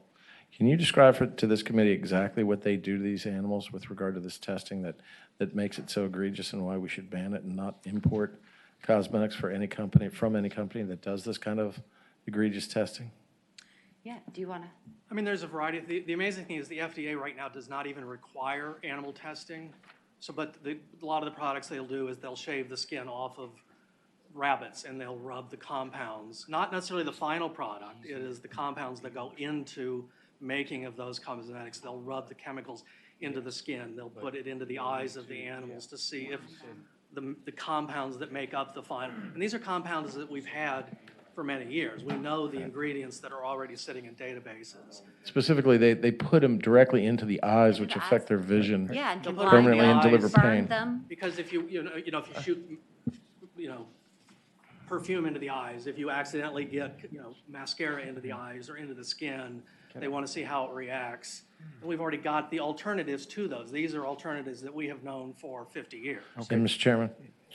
Senator Stanley. And in these, where there is pain that is induced by the animal, they do not provide pain relief to those animals, do they? No.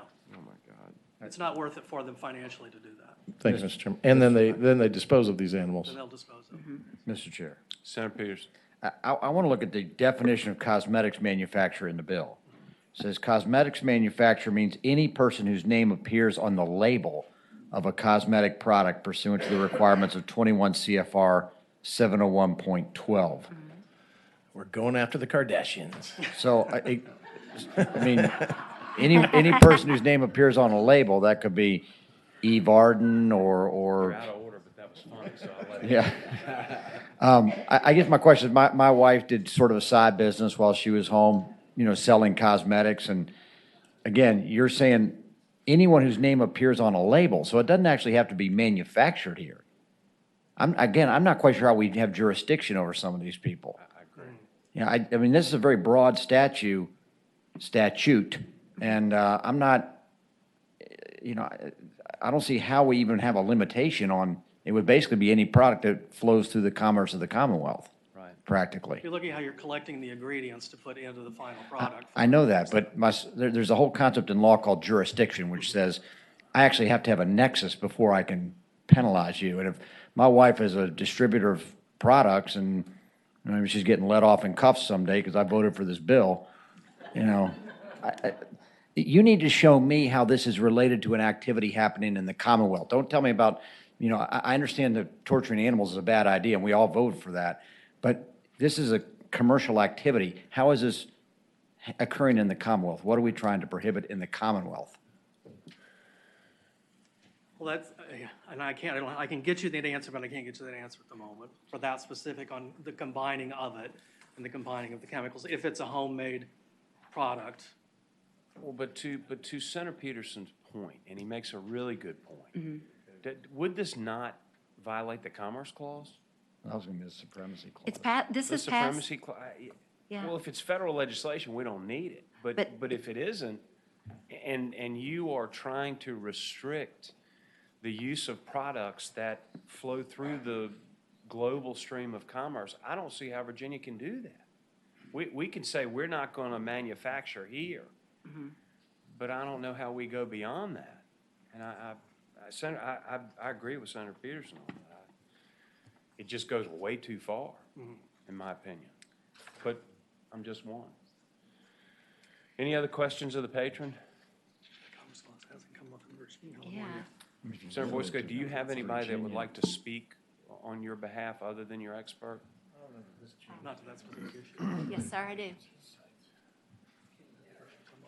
Mr. Chairman, quickly, Matt Gray with Humane Society, also speaking for the Virginia Federation of Humane Societies, and we support the bill. We think it's another step in the right direction, as Senator Boysko said, following up on the legislation that was signed into law last year to further restrict the market, frankly, for products that are tested on animals. Thank you. Susan Lowney, Northern Virginia Coalition for Animals. Research that I did from the APHIS records for 2017 showed there's still over 4,000 animals held in the state of Virginia who are being used for research and testing. To me, even if you consider this bill, it's a way to tell those testers that we don't want to put animals through this pain of these procedures. Mr. Chairman. But then we could limit it to people acts in Virginia. I'm sorry. Does this in any way limit this to just painful testing? I don't think this is limited to painful testing. I think it's any kind of testing. It's not limited to painful testing, but many of the methods that they use to test, one, they're old ingredients that we already know are safe. So they're not, there's no need to I know, retest. but the witness said painful testing, and the way I read the bill, it's not limited to painful testing. Mr. Chairman, I think that was in response to my question. My understanding is the kind of testing that they do always results in pain to the animal. Right. I mean, the majority of the tests that they do on them is to see if it would be harmful for a human being. We have other methods using human tissue. There are many other ways to test modeling, computer modeling, that have been around for years and years.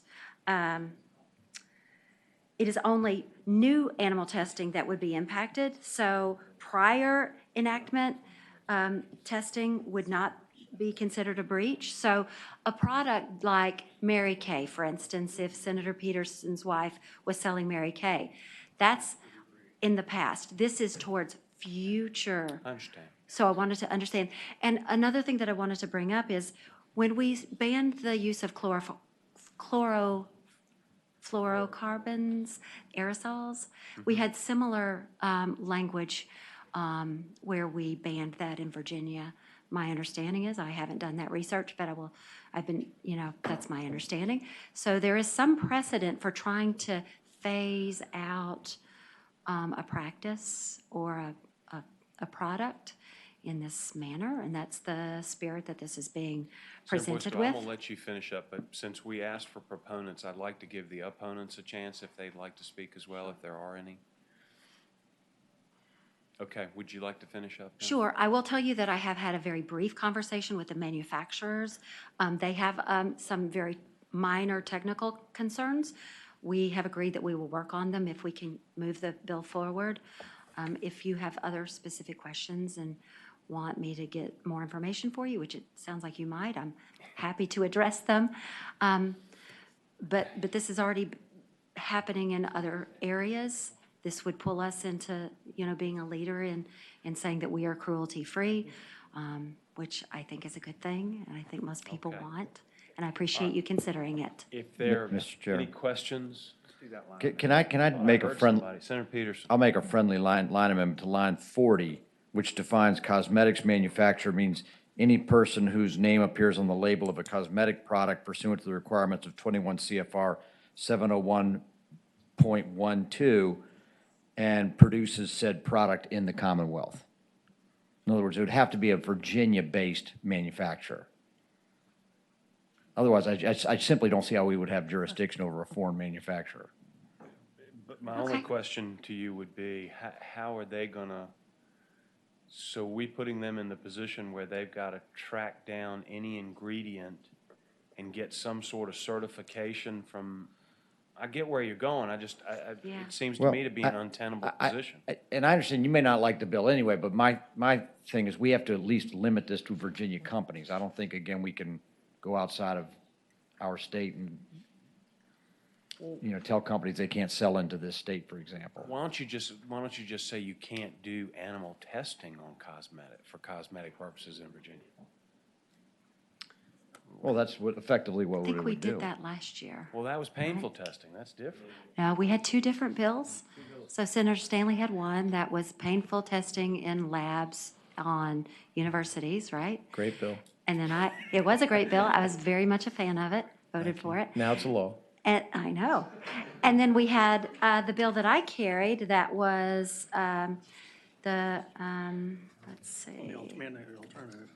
demanded alternatives for Right. anyone in Virginia manufacturing. Okay. So that was all right. demanding that we had alternative methods All right, that was where the they were motion. available. Is there a second to, Right. there's a motion properly seconded to adopt that amendment. All in favor, please say aye. Aye. Opposed, no. All right, if there are no more questions or Okay. amendments, then the bill is before the. Right, committee. and so I'd say at this point, we now have a bill where the the ambit of the bill is now limited to those products manufactured in Virginia. Virginia. Okay. I hope it's the will of the body to pass and move it on to the floor. Right, all right, I'm not crazy about, I'll move to report. Is there a second? All right. Motion properly seconded to report the bill. Does not need to go to finance. Please call the roll.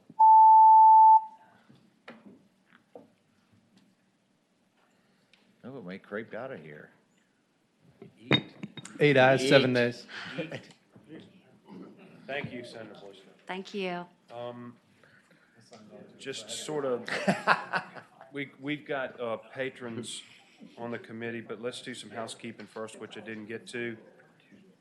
Senator Marsden's 1043 he's got a request to carry that by for the day because he's working that out or he's going to strike it. That is correct, or Okay. we will, if we can't work it out, we will strike it, which is God bless a you. noble team effort that all members of the committee need to, God bless you. Without objection, that'll go by for the week. We don't have to have a recorded vote, do we, on that? Senator Cosgrove in a similar situation with 1046 and 1049, although he's not agreed to strike it, I'm sorry.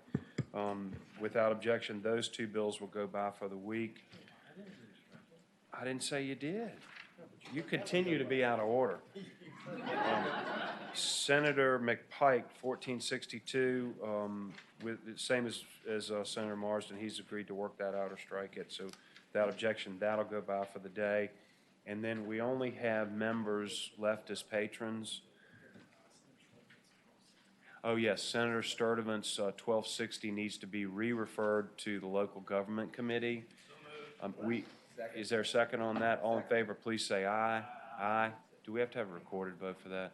I'm sorry. Please open the roll. To re-refer to local government. And Senator Chafin is not here, so we have Senator Stanley. Yeah. Oh, yeah.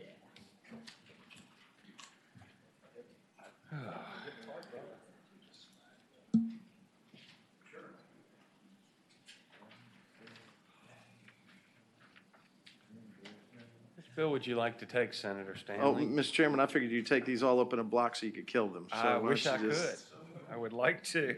Which one would you like to hear first? Or kill Let's first? do 1011 first. All right. Mr. Chairman, members of the committee, Senate Bill 1011 is exactly what this committee has passed out before and sent on to finance. It would require the state police to establish an animal cruelty conviction list. In that conviction list, there would have public access by not only the general public, but also access to our sheriff's departments and also breeders and those that sell companion animals so that they can be better informed of who the potential buyer will be. Ladies and gentlemen, we have similar laws already and similar lists in 8 states, including New York and up and down the East Coast. These lists have been very helpful for law enforcement. They've been very helpful for breeders. They've been very helpful for humane societies in determining who should and who should not perhaps possess or adopt a dog. Does everybody support this? Do you have any opposition to this? Mr. Chairman, Okay, keep Probably on the going. state police. Keep on going. right, Mr. Chairman. Have the state police said they can do this? Yes, yeah, but they want money too, so there's a budget amendment. Mr. Chairman, are you? I was trying to help him on one because I see no help on the other. Yeah, thanks. Well, Thanks a lot. I'm sorry, Senator Stanley. Go ahead and finish. No, and look, and especially when you see historically and patterns that occur, a person that will do cruel acts to an animal is 10 times more likely to commit cruel acts or acts of violence against human beings. And sometimes it's a precursor. And for the general public and for certainly our sheriff's departments throughout the Commonwealth to have that kind of knowledge and possess this kind of list, it would help them as well in a law enforcement tool. And I've talked to sheriffs who have said, in fact, that that would be a good law enforcement tool for them to have. So that's the bill. Okay. Do you have folks who'd like to speak in support of this? Please come on up. Heidi Mines on behalf of the Virginia Federation of Humane Societies. Our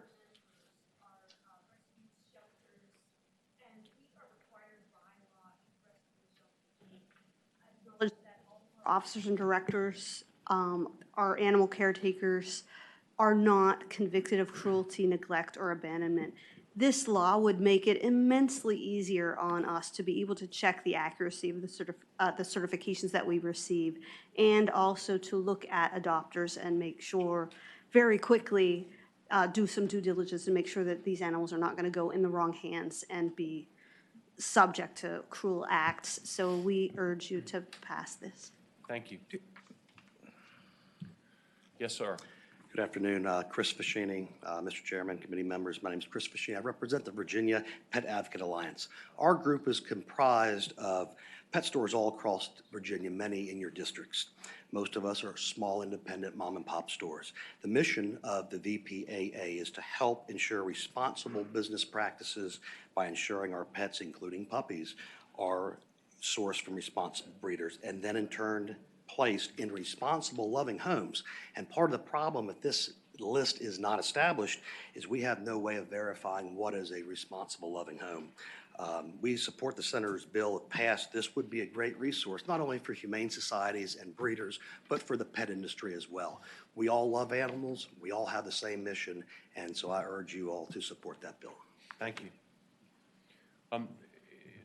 Are there folks who'd like to speak in opposition?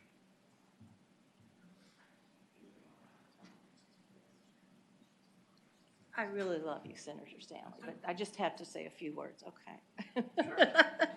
I love you too. Oh, good. Okay, Alice when y'all Harrington. finish your love fest, Okay. we'd love to hear from Virginia you. Federation of Dog Clubs and Breeders. We've always been concerned about these kinds of lists, that they don't really capture the right thing. They can be misused and abused. But what I would remind all of you gentlemen and ladies, that in October, I believe it was, the Crime Commission came out with this report about how horrible the database is. There's 700,000 convictions missing. So, you know, the old computer thing of garbage in, garbage out, I don't think we need to be creating another garbage out list. Okay, thank you. If there's no one else in opposition, Mr. Chairman, bill may I is speak? before the committee. May I speak to this just real quick? I'm sorry. Absolutely, Senator Mr. Mason. Chairman, no one disputes that this would be a great idea. But the problem is, we have a laundry list of things we've passed heretofore, telling the state police that they're going to do on the registered sex offender list. And they don't have the capability to do it right now. So they're going to RFP with their RSO list to try to be able to do all the neat ideas that we've given them up here to go and do. But now we have law in place that they cannot do. So until the state police gets their feet up under them on the registered sex offender list, I don't think we should be providing any more lists that they should be responsible for until they get their computer system squared away. In a year after this RFP, I think we can tack things like this on till the day is gone. But right now, they just can't do it, and we shouldn't send them something they can't do. Okay, is there a motion attached to that, Senator Mason? Please? I moved to pass by the bill. Ooh, you hate dogs and cats I that much? love my two dogs. Is there a motion? You just did. I moved to pass it by. What? I couldn't hear it. Was there a motion? You did. You moved, Bill is moved, I'm sorry, I can't hear. There's a motion to pass the bill by indefinitely. Is there a second? Motion properly seconded. All my to pass good bill friends by- and buddies. Please call the roll. Can I resist that combination?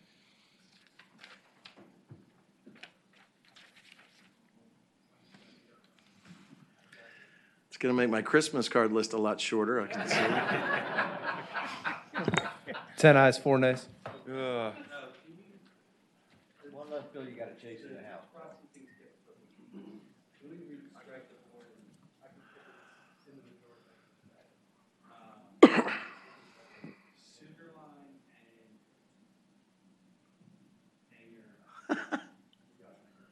Do you need to strike it, Reed? Strike, would you strike the board and call the roll again, please? This was to pass the bill by indefinitely.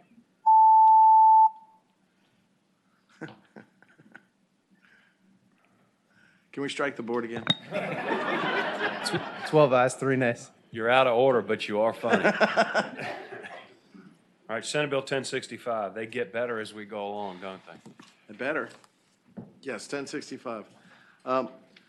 Mr. Chairman, members of the committee, I think there's an amendment in the nature of a substitute which needs to be distributed first. Is there a second? Senator Peterson seconds the substitute. All in favor, please say aye. Aye. Opposed, no. The ayes have it.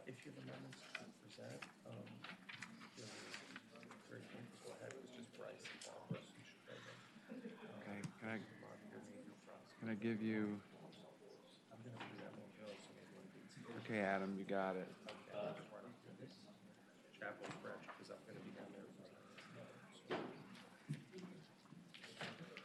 Where is it? Where's it?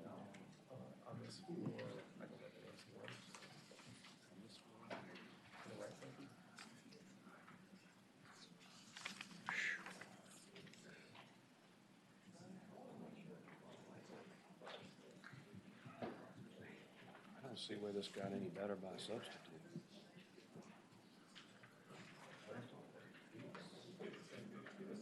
I don't see where it got any better as a substitute.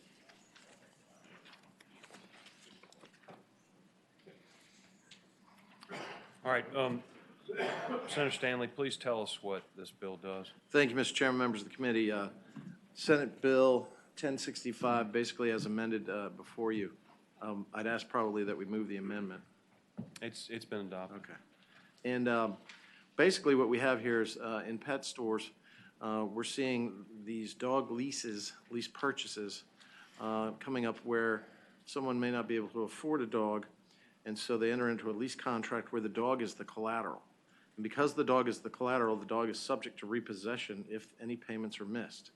That where there is that basically with this contract, there's no transfer of ownership with this dog. I have in my hands a lease agreement from the Commonwealth of Virginia, one of these pet stores, where a husky, an agreed price was $3,438. And by the time the person would have finished paying off, they would have paid nearly $7,000 for the dog. A lot of these affect people who are at or below the poverty levels, may not be able to afford that dog up front, people in serious financial conditions, and they end up in the same way, almost predatory lending, paying double for a dog, and the terms are usually those that go on for years. On top of that, in this pet lease, there is a return of the pet. If you miss a payment, the pet's not yours, the pet must be returned. Some people have said that, well, that really doesn't happen. But what we have here is a contract that basically turns that pet into general collateral. So what Senate Bill 1065 seeks to do is, in Virginia, prohibit the rent or leasing of a dog or cat to a consumer where the animal is not vested permanently, the ownership of that animal is not vested permanently in the person who purchases the dog. And it prohibits financial institutions and also those pet stores from engaging in such a practice. And it will be considered a prohibited practice in accordance with the Virginia Consumer Protection Act, which would enable the Attorney General's office to seek out those that engage in this type of predatory lending for dogs. This does have exceptions for, in subsection E, which is on page 2, which make sure that it doesn't apply to temporary leasing of certain animals, sometimes in purebred dogs that are bred, are leased out, and that they pay a fee, a stud fee. You know what that's, right, Senator? And so basically that they pay either the first pick of the litter or they get a charge for it. On top of that, any dog used in spectator events, shows, exhibitions, motion pictures, other entertainment, those kind of things, or even service dogs, guide dogs, security dogs, police enforcement dogs, military working dogs, or certified facility dogs. And that's the bill.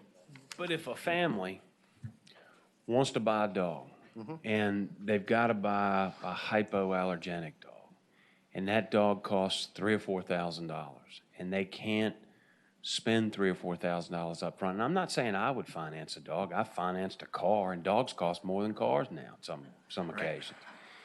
But some people don't have the money in their checking account or their pocket to pay for that dog in a single transaction.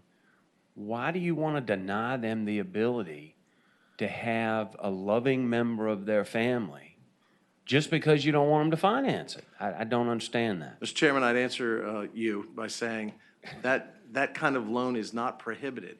A loan in the variety that makes the dog the collateral is what is sought to be prohibited. If they want to enter into a payment contract with the prospective owner for that hypoallergenic dog, they can do so. But the dog, the animal, shall not be the collateral subject to basically repossession if they miss a payment. And so that's what this seeks to do. But in every other situation where you finance something, the subject of the sale is a collateral. And But every other realistically- transaction, they're not living, breathing, loving animals, parts of the family as you described, Mr. Chairman. And realistically, how many dogs are being repossessed? It would cost more to repossess them and take care of them than just to chase for the money. Mr. Chairman, this seeks to prohibit such a practice. This But is seeks it to make sure actually that when we happening? have these kind of lending transactions, that the dog is not the collateral, because the dog is not a car. The dog is not a home. The dog is not some inanimate object. It's an animate object. And quite frankly, if and when that dog, if a payment was missed, was repossessed, now we're even talking about the emotions that you're making in your initial argument are even worse because those children have been deprived of their hypoallergenic dog. They're crying right now. Are you aware that these dogs are being repossessed? They are being repossessed in other states, yes, and I believe In there are other some people that will states, but I'm testify. talking about in Virginia. No, in other states that have banned this and other practices, and so. Are they being repossessed in Virginia? Mr. Chairman, I'd answer you by saying I have not investigated that to the point where I can come and tell you that, but I believe perhaps the Attorney General's office may be able to answer that question better than I can.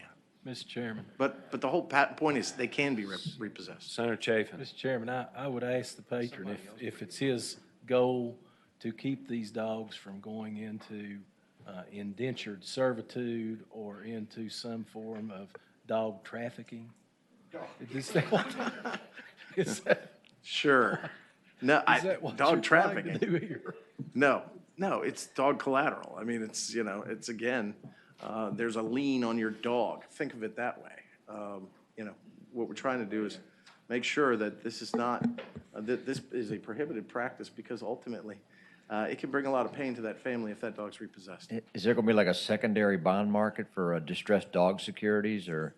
Yeah, well, and you know what that's called? That's called our humane societies that do very well in making sure they find forever homes for our companion animals. Senator Evan. Just really briefly speaking in favor of the bill, and I have a motion unless there's someone else who wants to speak. I think there's people who would like to speak. Okay. We need to let people have. Well, just a point. Aside from the hypoallergenic dog, there's something called rescue societies and shelters that people can adopt from.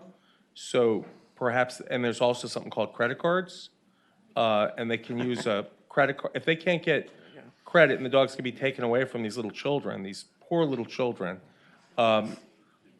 you know, maybe we should avoid this situation. I don't know of any besides hyperallergenic dogs where the family that can't afford the dog needs a purebred. So that's. You know, it's interesting you mentioned that, Senator Evan, because I've got 2 labs. I'm down one right now because I lost a dog, but we have one that I bought from a breeder, and I have one that I got from a rescue shelter. And the rescue shelter cost me almost as much as from the breeder by the time you pay all the voluntary fees that go to the rescue agency and everything that they spent, even though it's a volunteer organization. And so there are impediments even to people who want to just adopt a dog from a rescue agency because they require a certain amount of money with that. Well, maybe not all of them, but some of them. Yeah.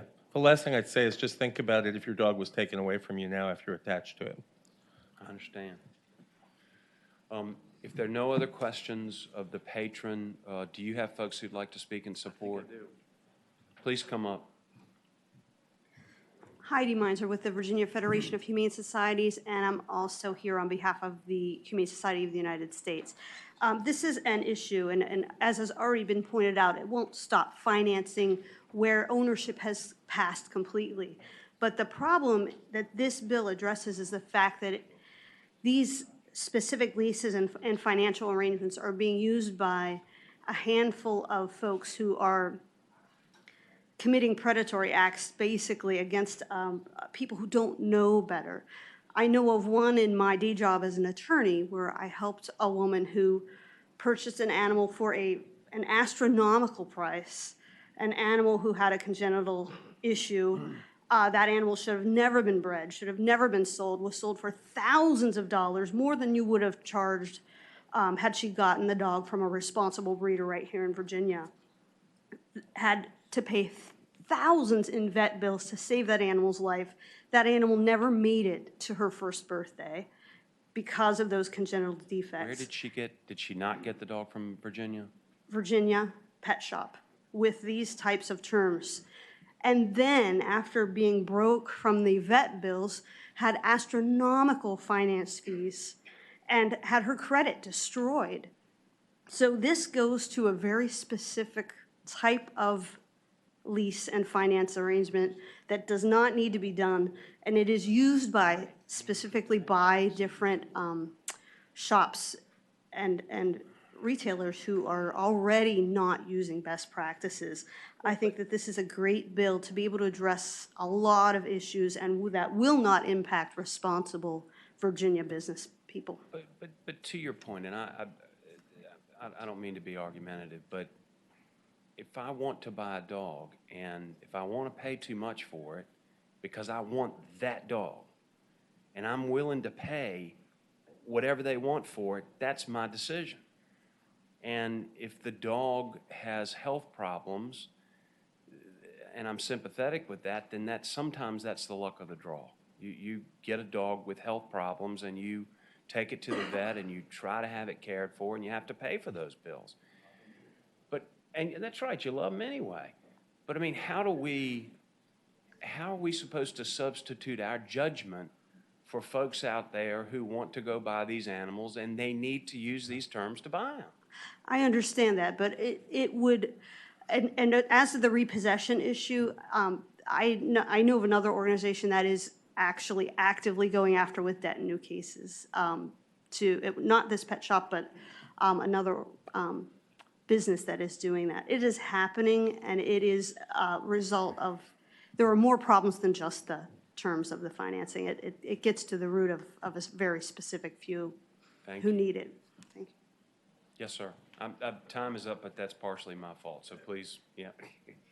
I'll be brief. Mr. Chairman, Sam Towle from the Office of the Attorney General. We support the bill. Thank you. Jamie Ashton with Virginia Positivity Initiative. We support the bill, and I have met people who financed a dog. The dog got ill, and they were hiding from the people because they were getting threatening calls. They were going to come take the dog. Thank you. Chairman, Susan Lamy, Northern Virginia Coalition for Animals. I'd just like to remind you with your comments, yes, many of us want a dog. Not everyone should be a dog owner. Those of you who are dog owners may realize that the cost of maintaining that dog is probably over $1,000 a month also. So these are considerations that many people who haven't been into dogs before maybe not have thought about. They get sucked into these loan agreements. Usually it's presented to them these days on an iPad very quickly, asked to sign, and the deed is done. Thank you. Thank you. Anyone who'd like to speak in opposition to the bill?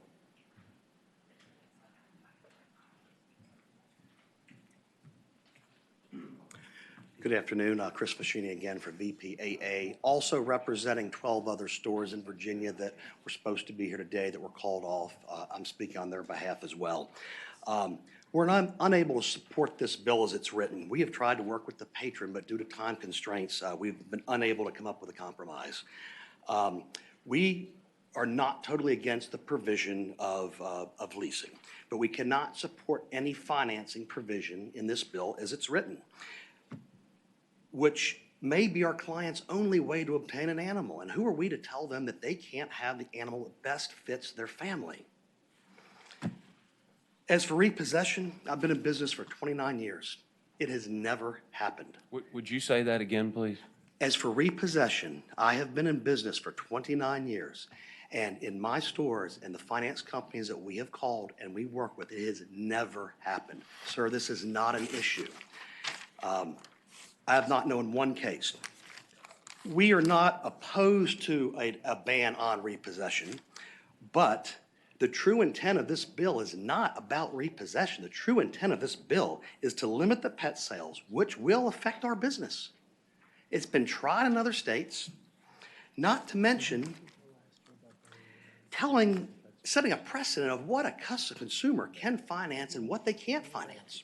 That's the problem that we have with it. We understand that the patron's goal, is good intentions, but this attempt has been made in other numerous states. We feel that this will eventually lead to an outright ban on financing pet sales. Please vote no on this bill. Thank you. Yes. Senator McClellan. Yes, ma'am. So I guess I'm a little confused. If you're not opposed to a ban on repossession, then isn't that what a finance agreement where the pet is collateral?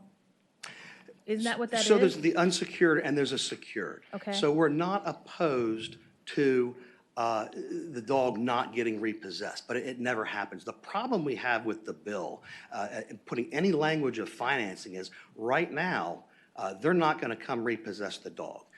Eventually, this could lead down the road to any type of financing, whether it be secured or unsecured, to have a ban on that. So right now, we have several finance companies that are secured. We have several that are unsecured. I think that's more of a legal banking question. I think the problem we're going to have is how the retail installment contract is written. Well, and maybe ultimately this is a question for the patron, but I guess isn't it possible you can have a secured financing transaction where there is collateral, it's just not the dog? I don't know what else it would be because it would have to be specific to that purchase. I guess they would have to put up some other form of collateral. I think the argument that we're making is it's not an issue. It's never been an animal in Virginia, as far as I know, and in my stores and the finance company we work with, has never been repossessed. All right, thank you. Again, we ran the time out, but it was our fault with questions and we weren't on the clock. So please go ahead and. Okay, I will be very respectful of your time.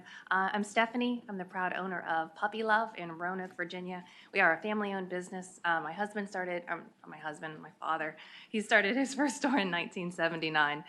Using financing, it really is a good option for some of our clients. We have some companies that offer 90 days same as cash or some other great promotional terms. The example that Stanley had was a company that is actually out of business, and it's been out of business for over a year. So financing, it really is a good option for some clients. As you said, they have children who have allergies and they need these specific breeds. We are absolutely not opposed to no repossession of dogs. That's wrong. We love dogs, and we don't want any child to have their puppy ripped out of their family. That's wrong. I did personally call all of the finance companies that we partner with and that partner with Virginia stores. And I can maybe answer a little bit more of your questions about that. There is one company that does have in their language that the pet is collateral. They have never repossessed a dog, and we did tell them that, you know, we're not interested in working with them if they are going to hold that pet as collateral. Senator McClellan. So if they're not going to repossess the dog and the dog is collateral, what happens if the customer doesn't pay? Doesn't pay, it Yeah. does damage their credit. Mr. Chairman? Senator McClellan, right, if she's finished, then Senator Evan. If I understand the bill correctly, it says that you can't use the animal as collateral and repossess it, and you're saying you don't mind not repossessing the animal? Is that correct? No. It's not You what want she to be able to repossess the animal? No. she didn't say that. If I did, that was definitely not my No, intention. no, There I should be thought you were no agreeing with the repossession of bill. dogs. I thought the bill says that you can't repossess the animal, and that was the nexus of the bill. Well, we do agree with that part of the bill, but what we don't agree with is the fact that they're not allowing us to partner with finance companies. Thank you. Thank you. Thank you. Yes, sir. My name's David Foley with the Virginia Pet Alliance, and, you know, we oppose the bill the way it's written. I mean, it was basically had to do with financing and leasing of dogs. The leasing of dogs, we tried to work with the patron of it and say, we want to take that out of there, because then when you get into leasing something, that does kind of put the dog in there as collateral, okay? But when you get into financing, it's just like, we're in a credit-oriented society nowadays. I mean, what's going to stop me from someone coming up and say, I want to put it on my credit card? Is that financing if they don't pay it off in 30 days? It's one and the same. So where do we draw the line with this?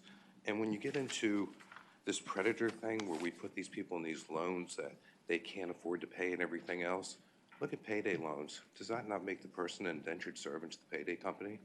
It does, just like the dog, if that's what Senator Stanley's trying to say. But, you know, it's just, we're in a credit-oriented society, and people will finance dogs. And it's just a question of having a contract that is suitable to them, that the dog is not able to be repossessed. And I think to answer your question earlier, no one's going to repossess the dog. They're going to go after you legally. They're going to garnish your wages and do what they have to do to get their money back. That's the way it would be done. No different than if you didn't pay your credit card bill or your gas bill or your department card bill, the same thing. All right, thank you very much. Thank you. If there are no other speakers on this or questions, the bill is before us. Mr. Chairman, if I may just say, because I think it's important. Absolutely. Number one, in that contract, which I talked to you about, that is a company that is still in business in Fairfax, Virginia.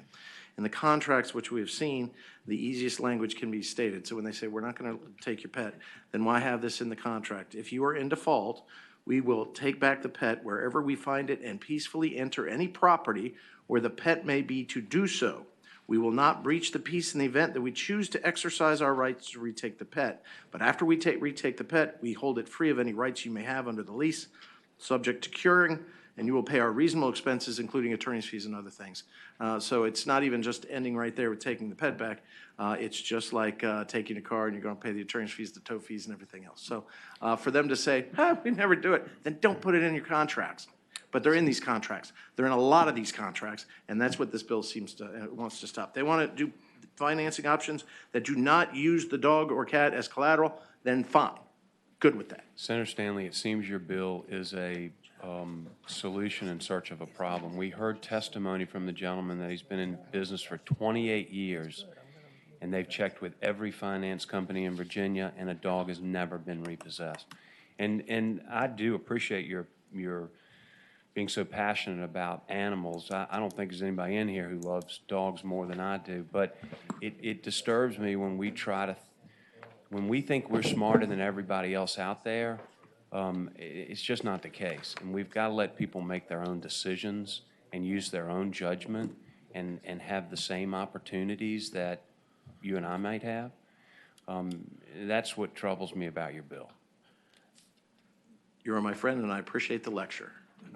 Mr. Chair? Is there a motion? Yeah, I want to move to report, but That's can I the wrong speak? motion. Can I Is there speak another briefly? motion? Can I speak briefly to the motion?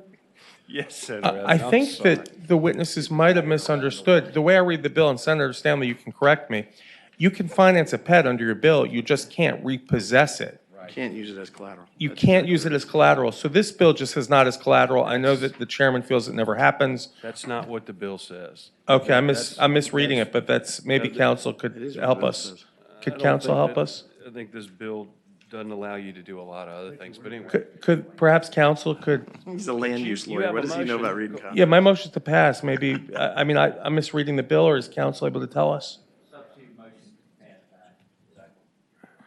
All right, there's a substitute motion to PBI properly seconded. Please call the roll.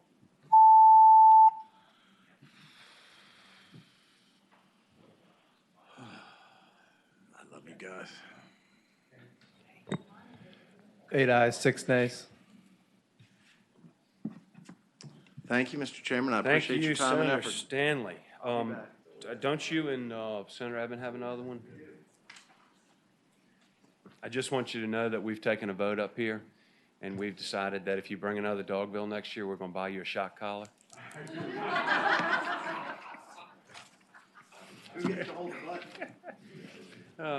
Mr. Chairman, we have this bill jointly, 1276, and. You may want to act like I'm not involved. Okay, he used to be on my bill. We want to take his name off.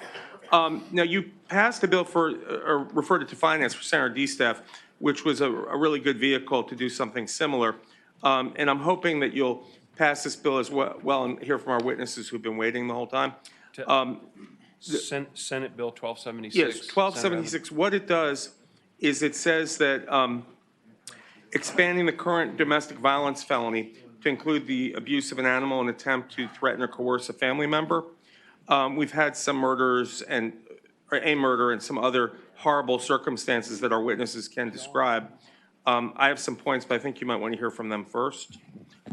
We've got from Spotsylvania, Captain William Tidings, and we have Police Chief from Alexandria and two sexual assault and domestic violence leaders in Alexandria City. Captain William Tidings, Spotsylvania Sheriff's Office, President of the Virginia Animal Control Association. We strongly support this bill. This happens too many times. Captain, can I interrupt you for 1 second? Yes. Is there anybody who opposes this bill? We just reported out a bill very similar of Senator DeStaff's, and if nobody objects to this, I think you may be okay, Senator Evans.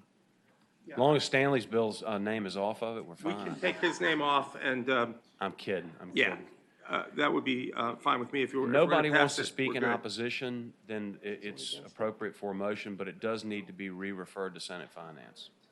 Okay. Second. Motion properly seconded to report the bill and re-refer to Senate Finance. Please call the roll. Thank you, Senator Eben, and all your witnesses. Senator Chafin, I think, has a bill if he's still here. Is he not here? You gonna do it? Oh, he's, okay, okay. Yeah, timber. Actually, an agriculture bill.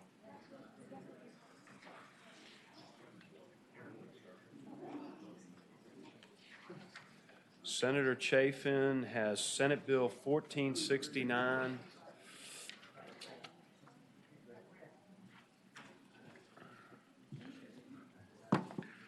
Thank you, Mr. Chairman. So this is a timber theft. And this is probably a bill that should come forward, if you want it, but I'm not going to put him through This is that. a bill that does belong in this committee, and it deals with timber theft. And as the chairman knows, and the committee members know, timber and the agribusiness and the timber business is a large component of Virginia's agribusiness. And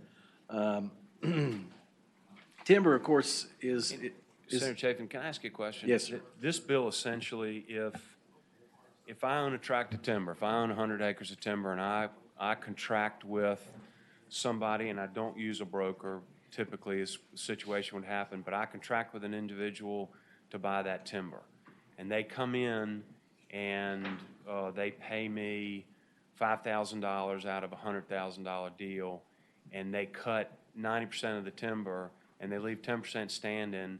They walk away, they never pay me the other money, and they never finish the job, so you can't go after them to say they've cheated you. Does that sum up this bill? That does sum up what this bill is getting at. This bill is designed to do five things. It's going to add language to the code to give the state forester explicit authority to assist in the investigation and prosecution of a timber theft, which is not the case right now. It'll create a criminal offense for a timber buyer who fails to pay after having been given 60 days' notice of requesting him to do so. It'll also create a criminal offense for a timber buyer who fails to provide the landowner with an accurate accounting of the wood delivered to a mill if the timber sale is based on a price per unit of timber sold. It'll change the current code to allow the landowners more time to contract with professionals that they'll need, a forester, maybe even a surveyor. And it will allow the Department of Forestry to develop and implement regulations and further policies that would be used to further this code section. I think you're in good shape, unless I'm misreading everybody. Is there any opposition to this? If there's not, it needs to be re-referred to Senate Finance, though, because there will be a Woodrum impact to it. There will be a small impact because it is a misdemeanor, yes. And Dave you need a line amendment, I'm sorry. Okay, can you report that line amendment, please? I'm sorry. Thank you. Thank you. Yeah. So I believe we have two line amendments, if Senator. I'll We offer have two this one line as amendments. well? Okay. So the first line amendment is on line 71. We are changing shall to may. So after subsection A, strike shall and insert may. And then the second line amendment will be to change the criminal impact statement on lines 97 to 103. And the fiscal impact statement says that the impact cannot be determined, and so the minimum fiscal impact of $50,000 will be assigned. All right. Senator Obenshain moves those amendments. Senator Peterson seconds. All in favor, please say aye. Aye. Opposed, no. All right, the bill is properly before us as amended. Is there a motion? I moved. There's a motion properly seconded to report and re-refer to Senate Finance. Clerk, please call the roll. Would you vote me, David? Thank you, Senator Chafin. 12 ayes, 0 nays. Does that take care of our docket? Got everything. Thank you all.